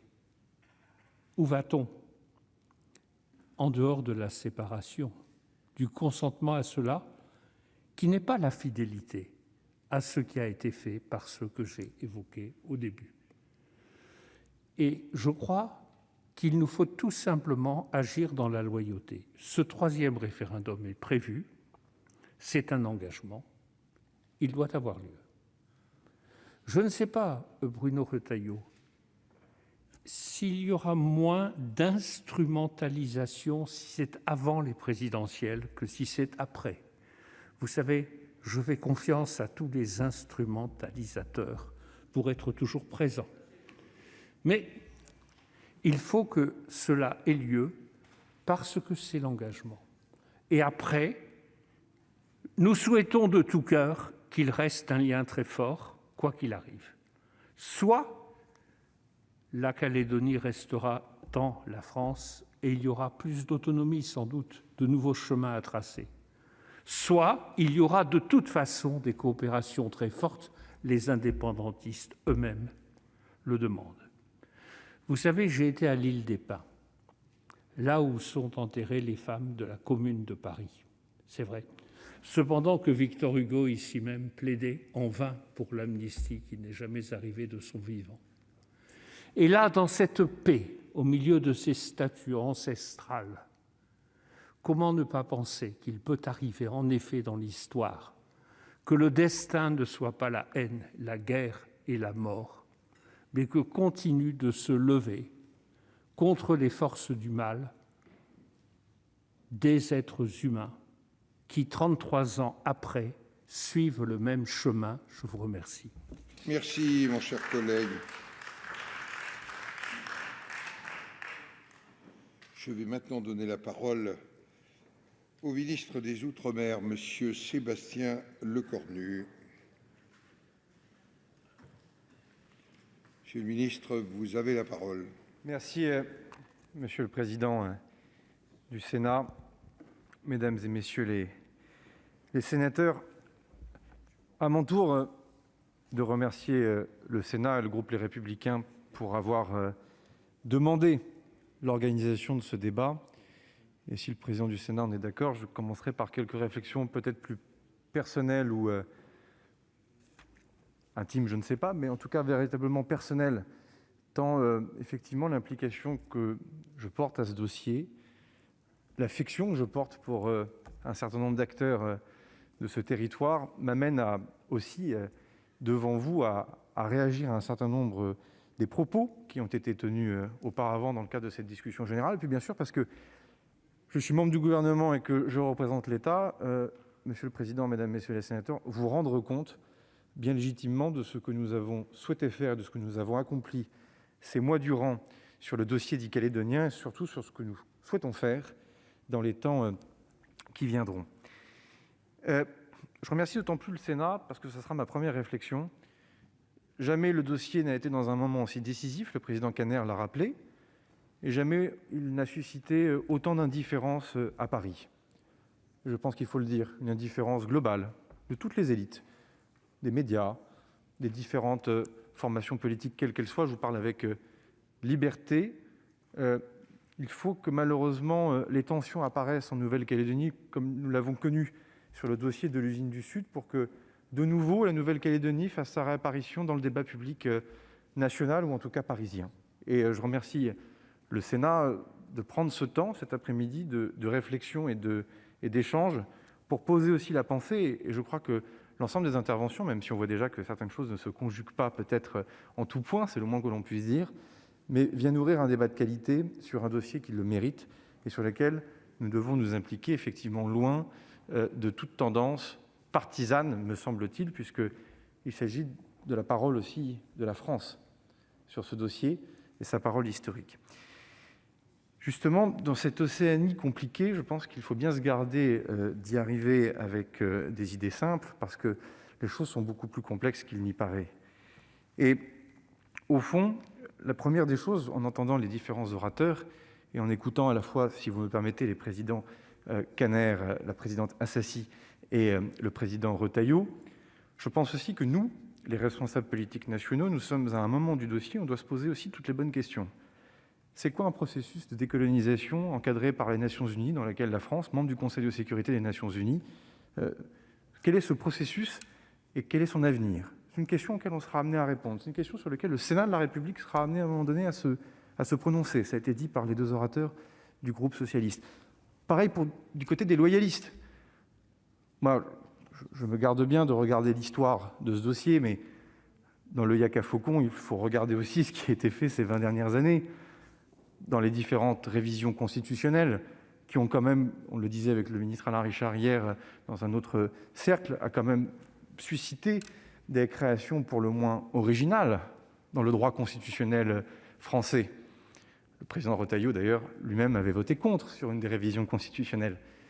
Parce qu'au fond, et je le dis peut-être davantage vers ceux qui appellent à ce que l'on s'engage pour que la Nouvelle-Calédonie reste dans la République, jusqu'à quel point, et c'est une question ouverte que je pose ici devant le Sénat de la République, jusqu'où faut-il aussi adapter le droit et le modèle républicain pour que la Nouvelle-Calédonie reste française? C'est une question que Pierre Frogy a souvent d'ailleurs posée dans des assemblées plus locales en Nouvelle-Calédonie. Et ça, c'est une question qui nous est posée à nous, alors le législateur dans la Chambre haute, à l'Assemblée nationale, au gouvernement. Dire qu'il faut que ça reste français, la belle affaire. Jusqu'à quel point faut-il aller dans cette adaptation pour que cela reste français ? On parle de séparatisme, double citoyenneté, gel du corps électoral, discrimination aujourd'hui reconnue par notre bloc de constitutionnalité, discrimination sur l'emploi, tout cela est souvent méconnu. Évidemment, cela tranche beaucoup avec d'autres débats plus récents que vous avez pu avoir dans cet hémicycle. Donc c'est une réflexion que je livre, mais nous ne ferons pas l'économie de ce débat. Le législateur français ne fera pas l'économie de ce double débat. Disons-nous-le clairement, là aussi, dans cette Océanie compliquée, il ne faudra pas venir avec des idées simples. La deuxième intuition, ou sentiment que j'ai depuis que je suis investi dans ce dossier en tant que ministre des Outre-mer en tout cas, c'est qu'il ne faut pas enfermer la Nouvelle-Calédonie dans son passé. Ça ne veut pas dire qu'il faut oublier, ça ne veut pas dire qu'il ne faut pas faire le travail de mémoire. Gérard Podja a démarré son propos avec des mots très forts, mais je me méfie beaucoup de celles et ceux qui agitent le spectre des années 80 comme un programme, parce que ce n'est pas du tout ce qui se passe. L'histoire est beaucoup plus riche et beaucoup plus complexe que cela. Je pourrais évidemment développer plus avant ce propos, mais je n'en ai pas le temps. Mais en tout cas, le monde a changé. Et pour avoir passé 3 semaines avec vous, messieurs les sénateurs de la Nouvelle-Calédonie, j'ai trouvé la Nouvelle-Calédonie déjà changée depuis mon premier déplacement il y a maintenant quelques années. Et puis, est-ce que la Nouvelle-Calédonie est dans la même situation qu'en 1998 ou en 1988 ? La réponse est non. Est-ce que le cours du nickel est le même aujourd'hui qu'il ne l'était à l'époque ? Promesse essentielle d'un certain développement ? La réponse est non. Est-ce que l'organisation géographique de l'Océanie, y compris avec le grand voisin chinois dans cet Indo-Pacifique, a bouleversé le rapport de tous ces États de l'Océanie ? C'est une évidence, il faut le voir. La question du réchauffement climatique, autant de questions qui font que le dossier, comme on dit si bien, ce dossier calédonien, il n'est plus tout à fait quand même dans les mêmes circonstances et dans le même parfum, la même eau qu'en 1988 en 1998. Je lis le journal, quand je vois des coutumiers qui bloquent une réunion politique du FLNKS, il faut méconnaître le dossier pour ne pas comprendre aujourd'hui que la coutume et les coutumiers, autorité reconnue dans la République, prend un rôle et prend désormais une surface, je le dis de manière prudente, différente dans le dossier. Donc, ne regardons pas ce dossier avec le seul rétroviseur. Si je devais moi aussi allonger la liste des conditions pour réussir tous ensemble les enjeux autour de la Nouvelle-Calédonie, il nous faut partager les contraintes et en partager évidemment les différents éléments qui font que tout cela change beaucoup et change très vite. Alors, j'ai été nommé au mois de juillet dernier. Il me revient de vous rendre compte déjà ce que nous avons cherché à faire depuis le mois de juillet. Et les 2 sénateurs ont déjà eu l'occasion évidemment de me contrôler sur place, si j'ose dire, dans ce que nous avons souhaité faire. Et c'est pour moi l'occasion de revenir sur les différentes prises de parole qui m'ont précédé. Il fallait déjà organiser convenablement ce 2e référendum. Le ministre Sueur a raison de rappeler qu'il y a un accord et que l'État est signataire de cet accord et que l'État doit tenir sa parole. Après, une initiative politique peut toujours émerger, mais jusqu'à preuve du contraire, il y a un droit positif avec une parole donnée et que ce premier référendum devait être organisé, il a été organisé par le gouvernement d'Édouard Philippe, que le 2e référendum devait être organisé au mois d'octobre dernier, il a été également organisé dans des conditions qui sont inévitablement difficiles. Difficiles déjà parce que chaque référendum qui passe crée une tension évidemment nouvelle, ça a été dit. Difficile aussi parce que Gérard Podja et Pierre Frogier portent pour la première fois un masque, puisque la Nouvelle-Calédonie a été Covid-free, comme on dit si bien en mauvais français, l'a été à l'exception d'un mois de confinement, et a créé aussi une relation particulière avec l'Hexagone, où nous étions dans des confinements successifs, et la Nouvelle-Calédonie dans une situation sanitaire complètement différente.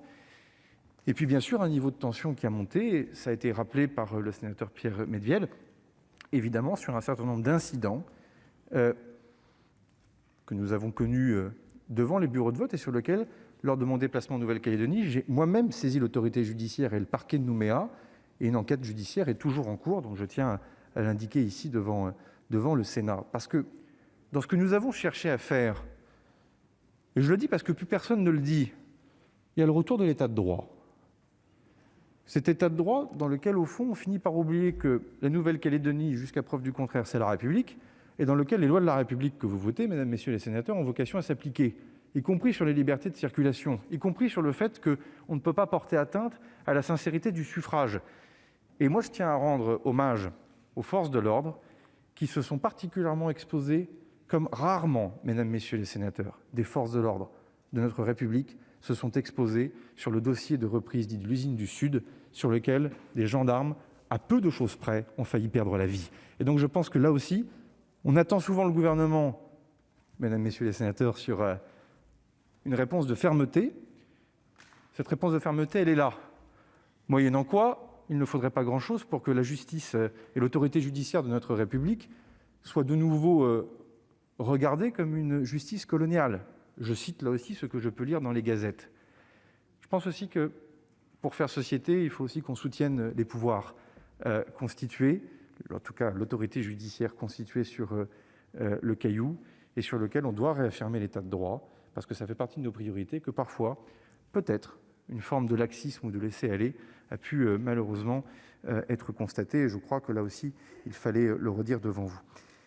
Évidemment, j'ai aussi cherché à reprendre un dialogue multilatéral. Ça a été dit, l'histoire politique de ce dossier est une histoire à trois. Cela reste, au fond, une relation à trois, dans laquelle, quand l'État disparaît, il se trouve que les différents acteurs politiques ont plus de mal pour échanger. Et ce fameux format Le Prédour, qui au fond est un format de circonstance, mais une circonstance symbolique, fait qu'au mois d'octobre, j'ai réussi à remettre autour de la table un certain nombre d'acteurs politiques qui ne s'étaient pas adressé la parole pratiquement depuis 1 an ou 1 an et demi pour échanger sur l'avenir de la Nouvelle-Calédonie.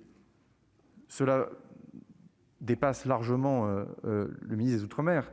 Ça pose la question, et Bruno Retailleau l'a dit, du rôle de l'État en Nouvelle-Calédonie. Parce que dans un processus de décolonisation, lorsqu'il y a ce dossier de reprise de l'usine du Sud, il ne faut pas s'étonner de voir, par exemple, des demandes de nationalisation de cette usine. C'est-à-dire, en clair, là où on veut que l'État se retire du Caillou, on en appelle à l'État pour venir prendre possession complètement d'un outil de production. Tout cela dit quelque chose de la complexité et du regard que l'on a vis-à-vis de l'État. Le président Gontard, tout à l'heure, a parlé de protection de l'environnement. Vous avez toute une jeunesse calédonienne aujourd'hui, partisans du oui comme partisans du non, kanak ou non kanak, qui nous explique que le parc marin de la mer de Corail fait notre fierté, qu'on doit protéger le récif corallien et que c'est quelque chose de suffisamment important pour que l'État s'en occupe, contrariant ici même la répartition des compétences entre la République et les institutions calédoniennes. Donc la notion même d'ailleurs de régalien est une notion qui est complètement réinterrogée en ce moment en Nouvelle-Calédonie. Et puis, bien sûr, ce dialogue multilatéral, il a été rompu par, en tout cas, oui, il faut le dire, nous avons perdu du temps parce que ce dossier de reprise de l'usine du Sud s'est invité dans le débat calédonien. La réalité, c'est que on a beaucoup parlé de l'accord de Nouméa. Il y a eu un préalable à l'accord de Nouméa, c'était l'accord de Bercy. Et c'était bien sûr, et Pierre Frogier le connaît, cet accord, c'était bien sûr une réflexion opérationnelle, on va dire ça comme ça, poussée sur la ressource minière et sur la question du nickel. Et d'ailleurs, si je puis me permettre de m'étonner devant vous, avec bienveillance, l'intitulé de ce débat, c'était l'avenir institutionnel, économique et social de la Nouvelle-Calédonie. On n'a pratiquement pas parlé du nickel. Et je le dis, les cours du nickel ou la promesse du nickel de 88 ou de 98 n'est absolument plus du tout celle de 2021. Mais alors plus du tout. On a parlé de l'usine du Sud. Permettez-moi de dire devant le Sénat que l'usine, la SLN de Nouméa, dont, comme vous le savez, l'État est actionnaire par Eramet, ça intéresse directement la représentation nationale, est confrontée à des enjeux qui sont tout à fait redoutables pour l'avenir du site, l'avenir de ses employés, des familles de ses employés. L'usine du Nord, massif de Cognonbo, cette usine du Nord est aussi confrontée dans cette province du Nord à des difficultés qui peuvent être redoutables éventuellement dans les mois qui viendront. Donc, ne nous payons pas de mots. À la question institutionnelle, je serai un partenaire évidemment engagé, mais je répondrai bien souvent sur le champ économique, et la présidente Assassi l'a fait aussi sur le champ social. Parce que derrière, il y a des populations à qui on parle du oui et du non, mais sur lesquelles il y a des attentes qui sont celles qu'on peut connaître dans nos propres territoires. L'accès à la santé, la violence faite aux femmes, sur lesquelles les chiffres en Nouvelle-Calédonie ne sont pas glorieux, l'accès à l'éducation, l'accès à la formation, la protection de l'environnement. Il ne faudrait pas que depuis Paris, on ne traite que de la question institutionnelle, parce qu'on créerait un biais avec nos concitoyens qui, eux, dans leur vie quotidienne, se posent des questions aussi sur la reprise des vols internationaux, sur le déconfinement de l'économie touristique. Enfin, tous ces sujets méritent évidemment d'être traités. Je pourrais, le cas échéant, bien sûr, y revenir devant le Sénat si vous le souhaitez. Alors, pour quand même parler d'institutionnel, parce que c'est évidemment aussi ce qui nous réunit, le 3e référendum est demandé. Je l'ai dit, je le redis. Quand on est gaulliste, on est attentif à la parole de l'État, je le crois. Donc, former le vœu que quelque chose d'autre puisse exister, c'est une initiative politique, mais soyons bien précis dans ce que nous disons. Cela ne peut pas écraser la parole donnée, que d'ailleurs le législateur a donnée par les révisions constitutionnelles. Vous me permettrez aussi, et ce n'est pas une coquetterie dans ma bouche, de revenir sur cette distinction propre à nos institutions entre l'État et le gouvernement. L'État est neutre. Le gouvernement peut ne pas l'être. L'État organise le scrutin, comme il organise les élections sénatoriales ou les élections municipales. On ne va pas demander au haut-commissaire à Nouméa de commencer à faire campagne pour le oui ou pour le non. Et je pense qu'il faut qu'on fasse attention dans les mots que nous employons. Est-ce que des parlementaires, des formations politiques, des ministres peuvent témoigner une préférence ou parler d'un avenir politique en Nouvelle-Calédonie? La réponse est oui, naturellement, et 1000 fois oui. Est-ce que l'État, dans ses fondamentaux, lui, doit sortir de la posture de neutralité, qui posture, alors le mot est un mauvais mot, parce qu'il est écrit dans l'accord de Nouméa, qu'un certain nombre d'entre vous, d'ailleurs, ont ratifié par votre vote dans la loi constitutionnelle. Donc on ne peut pas demander, j'étais un peu surpris parfois, notamment lors des séances de questions au gouvernement, du jour au lendemain, de demander à l'État de sortir de sa neutralité. Non, est-ce que le gouvernement de la République peut s'engager davantage ou peut dire des choses? La réponse est oui. Et ça, je l'ai dit d'ailleurs sur place. Mais quand Jean Castex, Premier ministre, en répondant à une question au gouvernement de Philippe Bas, ici même dans cet hémicycle, a témoigné à titre personnel de sa préférence, personne ne l'a relevé. Pourtant, le chef du gouvernement a déjà indiqué une préférence. Et je vous renvoie au discours du président de la République au théâtre de Nouméa lors de sa visite présidentielle, sur lequel le chef de l'État, pour le coup, plus que le gouvernement, chef de l'exécutif, a indiqué très clairement une préférence. Le vrai sujet, il est autrement plus redoutable, c'est pourquoi l'écart entre le oui et le non est un écart aussi réduit. Alors si vous pensez que votre serviteur, en faisant campagne, peut changer de manière aussi importante les choses, vous me prêtez bien trop de pouvoir. Et puis on n'attend pas de nous autres depuis Paris de faire campagne. La campagne, elle se noue sur le terrain. En tout cas, je pense qu'on peut, et je vais y venir, essayer de sortir de ce binaire, mais la parole donnée de l'État, des deux chambres, dans le cadre de la révision constitutionnelle, sur le fait que l'accord de Nouméa doit aller jusqu'à son terme, est une parole qui a été donnée et que nous ne pouvons pas retirer. Mais chemin faisant, et c'est un dossier dans lequel il faut être subtil, me semble-t-il, l'accord de Nouméa arrive à son terme. Et ça a été dit par certains orateurs. Est-ce que le moment est venu de commencer à mettre plein d'idées sur la table pour réfléchir? Je crois que c'est le président Caner d'ailleurs qui l'a dit. C'est compatible d'emmener l'accord de Nouméa jusqu'à son terme tout en mettant en même temps sur la table des propositions de réflexion sur l'avenir de la Nouvelle-Calédonie. C'est ce qu'on va chercher à faire, notamment avec cette invitation pour les forces politiques calédoniennes à venir à la fin du mois de mai, non seulement à la rencontre du gouvernement, mais aussi des parlementaires, parce que vous connaissez, ça a été rappelé par le président du groupe LR, l'attachement personnel du président du Sénat à ce dossier, dans lequel il a des relations, je me permets de parler en son nom, s'il me le permet 30 secondes, mais des relations riches, autant avec des partisans du non qu'avec des partisans du oui. Et souvent, je dis à mes interlocuteurs que la parole du gouvernement n'a de sens que si on emmène également tout le Parlement, parce que des questions aussi redoutables que la citoyenneté ou la nationalité, autant que le gouvernement peut toujours avoir une opinion, autant que de toute façon, ce sera le Parlement qui devra décider in fine. Et on l'a bien vu avec les révisions constitutionnelles des années, fin des années 90 et années 2000, que tout cela n'était pas un long fleuve tranquille. D'ailleurs, il suffit de regarder le vote du groupe Les Républicains à l'époque, où je n'étais pas là, mais je m'en souviens quand même, malgré tout. Il n'y avait pas d'évidence sur la question du corps électoral. Et un certain nombre de sénateurs se sont opposés à la révision proposée par le président Nicolas Sarkozy, là où d'autres sénateurs l'ont accepté. Donc je crois que cette humilité nous traverse sur ce dossier, parce qu'elle doit nous conduire à casser les problèmes en petits morceaux et à avancer avec méthode. La méthode que je vous propose, et que j'ai proposée aux formations politiques calédoniennes, pour essayer de sortir un peu d'un binaire oui-non, c'est prioritairement de travailler sur le oui et le non. J'ai l'âge de mes artères et, au fond, je m'étonne quand même que, depuis maintenant 25 ans, on traite et on débatte en comité des signataires de quelles questions il faut poser au référendum, 20 ans. Quand est-ce qu'il faut poser cette question, pendant 20 ans. À qui faut-il la poser, le corps électoral? Et figurez-vous qu'à aucun moment, pendant ces 20 ans, donc là ça emmène plusieurs gouvernements de sensibilités politiques très différentes, on a travaillé sur le oui ou sur le non. Donc on a laissé dire au oui un certain nombre de choses, et on a laissé dire au non un certain nombre d'autres choses. Et quand j'ai été nommé rue Oudinot, naïvement, j'ai posé la question, mais il y a forcément un dossier quelque part dans la République et dans les services de l'État qui vient quand même nous instruire et nous dire ce qui se passe en cas d'indépendance, et le cas échéant, et c'est d'ailleurs peut-être juridiquement encore plus compliqué, qu'est-ce qui se passe en cas de troisième non?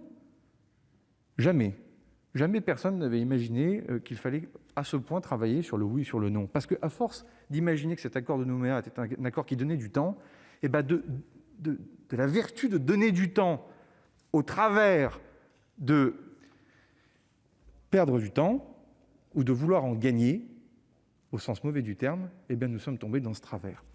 Le travail du oui et du non, j'y crois beaucoup. Nous allons mettre sur la table un premier document que nous allons envoyer et adresser aux formations politiques calédoniennes avant leur arrivée à Paris à la fin du mois de mai.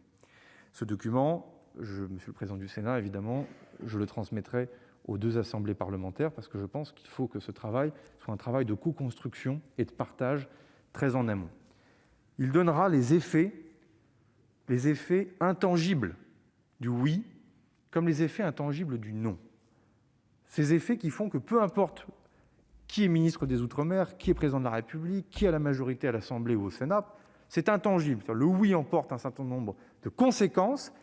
Cette chose doit être dite et écrite, parce qu'on ne connaît pas non plus beaucoup de consultations référendaires dans lesquelles on entretient un flou aussi important sur une question aussi stratégique. Il faut le dire. Pour le oui, certains effets seront redoutables et spectaculaires, pouvant d'ailleurs entraîner aussi un choc de confiance dans l'économie calédonienne, sur les questions financières, sur les questions monétaires, sur les questions bancaires. On rentre dans le dur. Et donc, il faudra assumer aussi collectivement ce que veut dire de mettre sur la table ces implications du oui et ces implications du non. Et puis ensuite, lorsque les acteurs calédoniens seront à Paris, on mettra un deuxième document sur la table. Ce sont les implications du oui, les implications du non, mais qui font l'objet d'une négociation. Parce que pour réfléchir au jour d'après, encore faut-il déjà se mettre dans les conditions du jour d'après. Pierre Medvedev l'a rappelé, il y a cette jolie formule assez angoissante à certains égards dans l'accord de Nouméa qui dit « les différentes parties se réuniront pour examiner les effets ainsi créés ». C'est un peu vague pour expliquer aux forces de sécurité intérieure, à l'autorité judiciaire, à l'administration pénitentiaire, ce qui va se passer le jour d'après en cas d'indépendance. On doit donc commencer à discuter très sérieusement du oui. Alors certains diront, en faisant ce travail, vous préparez l'indépendance, c'est le début de la capitulation, parce que je l'ai entendu localement, vous êtes en train de faire le brouillon, alors après chacun y va, les accords d'Évian, enfin chacun a sa référence. Non, moi je vous retourne les choses. On est à la fin de l'accord de Nouméa, je ne peux pas, en tant que ministre des Outre-mer, signer le décret portant convocation des électeurs sans expliquer à ces électeurs ce que veulent vraiment dire le oui, ce que veut vraiment dire le non. Est-ce que ça écrase pour autant une discussion politique qu'on doit avoir à Paris sur le volet négociable de ce oui et de ce non? ça dépendra des différentes formations politiques. Est-ce qu'une monnaie d'une Kanaky indépendante a vocation à s'adosser sur l'euro? Le principe, non. Est-ce que ça peut faire l'objet d'une négociation plus globale? Peut-être.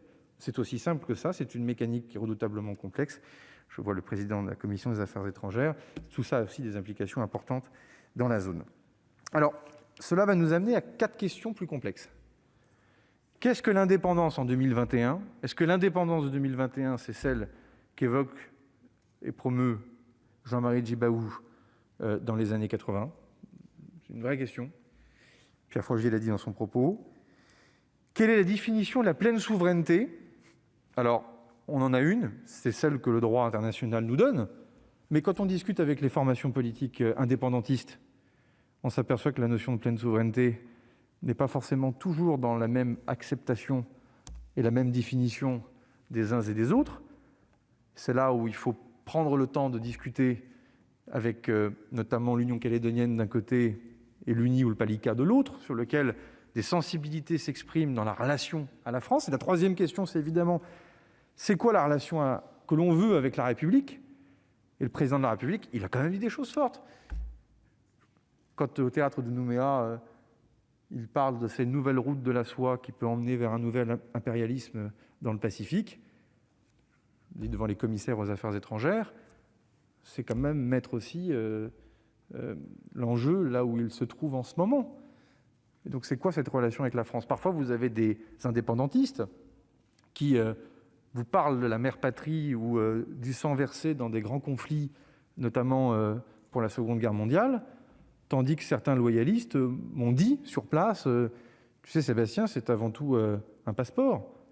Attention, mon propos ne doit pas être caricaturé, ce n'est pas la majorité du genre. Je dis juste que tout cela est beaucoup plus nuancé et que cela mérite évidemment d'être travaillé. Puis enfin, qu'est-ce qu'être français en 2021? Alors la question, elle traumatise beaucoup de jeunes en Nouvelle-Calédonie. Enfin, si on pousse la porte d'un collège de Vernon dans l'Eure et qu'on pose la question à ces collégiens, c'est quoi être français en 2021? J'ai bien peur aussi que la question soit tout aussi redoutable. Donc, ces sujets doivent être abordés avec beaucoup de patience et beaucoup de temps.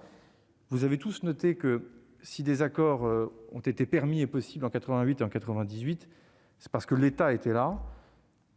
De ce que j'ai cru comprendre des différents protagonistes, c'est aussi parce que nous avons su faire preuve à l'époque de tempérance, d'écoute, de dialogue et de compréhension sur les aspirations les plus profondes des différentes parties.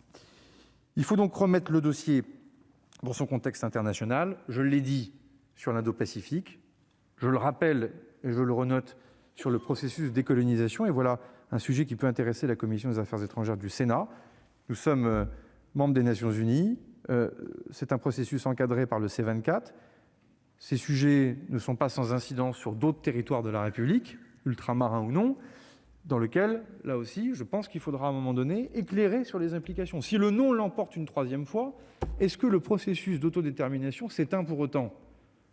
Ça a été dit par certains, et d'ailleurs de l'avis de l'État, la réponse est non. Le troisième non n'emporte pas pour autant la fin de l'autodétermination, en tout cas du droit à l'autodétermination. Donc voilà un sujet là aussi complexe qui méritera d'être largement traité et documenté.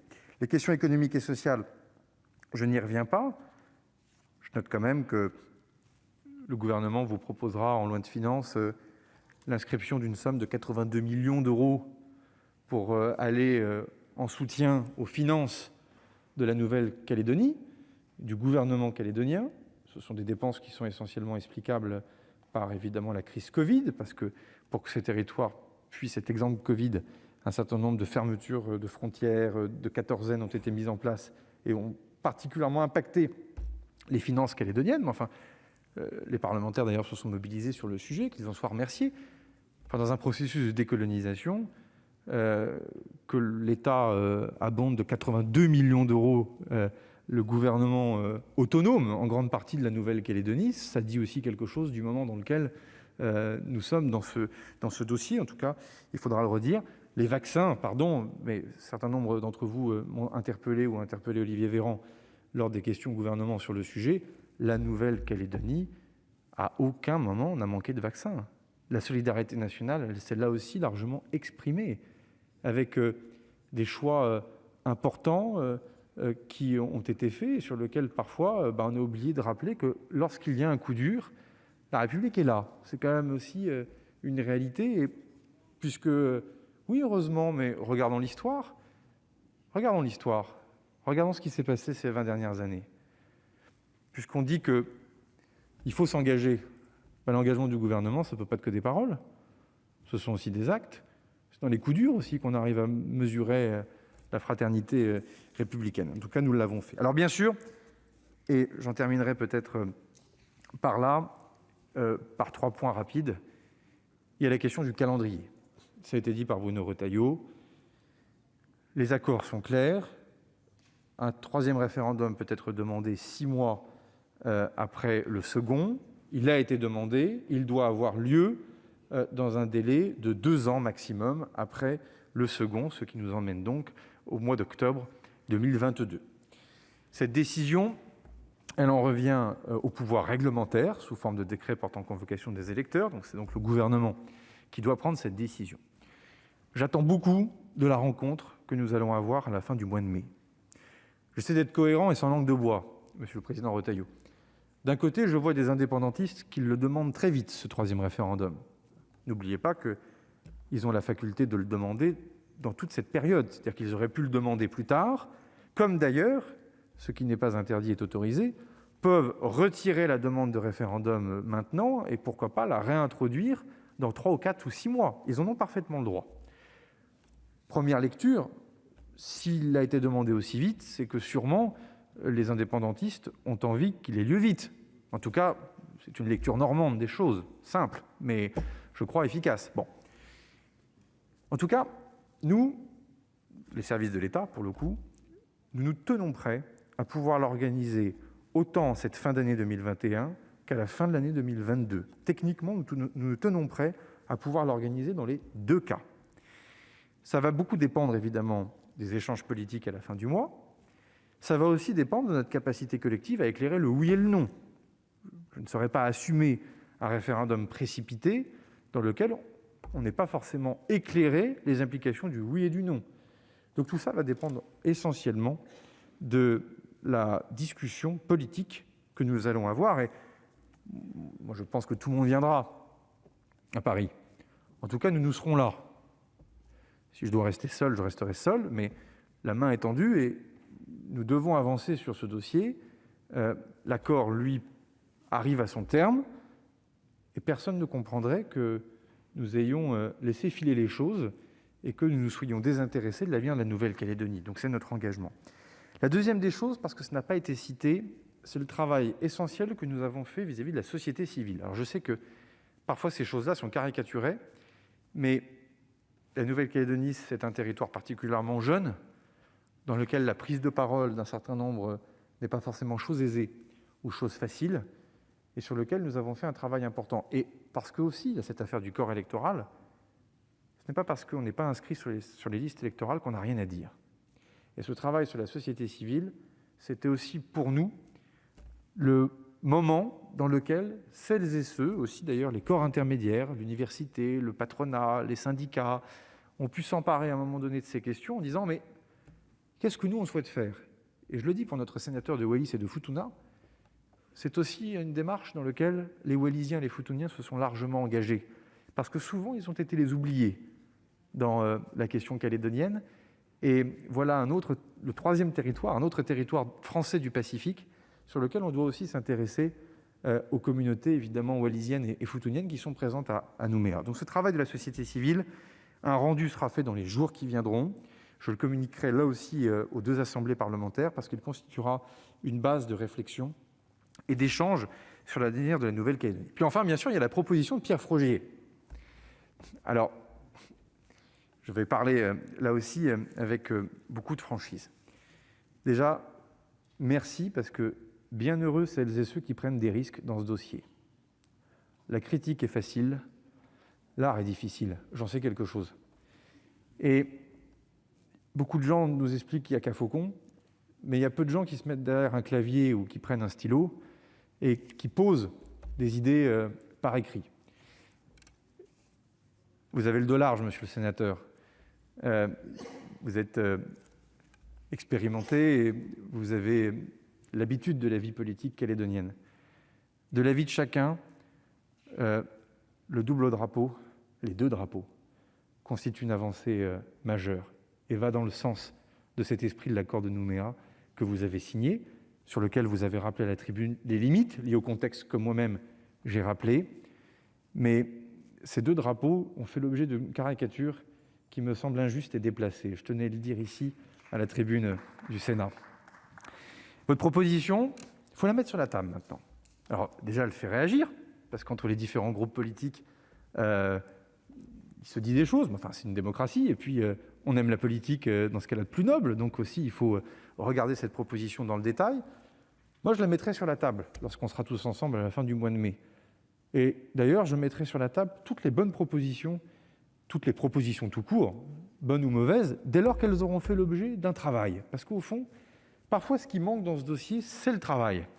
Et qu'à un moment donné, on ne peut pas dire « faut mettre un troisième projet sur la table, il faudrait sortir du binaire, il faudrait faire autrement ». Mais comment autrement ? Et donc, il faut rentrer dans cette épreuve du réel. C'est une proposition, elle a des mérites. Elle pose d'ailleurs une question essentielle, la question de répartition des pouvoirs entre les institutions calédoniennes. Ça, c'est une question qui doit nous intéresser, quelle que soit l'issue, à mon avis, du processus référendaire. Quand on tire sur votre ficelle, elle pose aussi la question de la fiscalité ou de la répartition des richesses. Elle pose aussi des questions sur l'organisation géographique, on ne peut pas le nier, de la Nouvelle-Calédonie, avec le sentiment aussi que le Sud pourrait être un Sud retranché. Bref, elle pose beaucoup de questions. Mais est-ce qu'il faut s'effrayer que ça pose des questions ? Je ne le pense pas. Parce que pour qu'il y ait un dialogue, encore faut-il qu'il y ait des idées. Et des idées, malheureusement, ces derniers mois, je n'en ai pas beaucoup entendu. Et donc, en tout cas, sachez que, en tant que ministre, peut-être aussi un peu en tant que sénateur, je serai toujours disponible pour travailler avec l'ensemble des formations politiques du Sénat et de l'Assemblée nationale pour faire avancer ce dossier. Je vous remercie. Bien, merci Monsieur le Ministre, merci chers collègues, merci pour ce débat fort intéressant. Et je vais suspendre la séance pour quelques instants afin de permettre à chacun de s'installer pour le prochain point à l'ordre du jour. La séance est suspendue.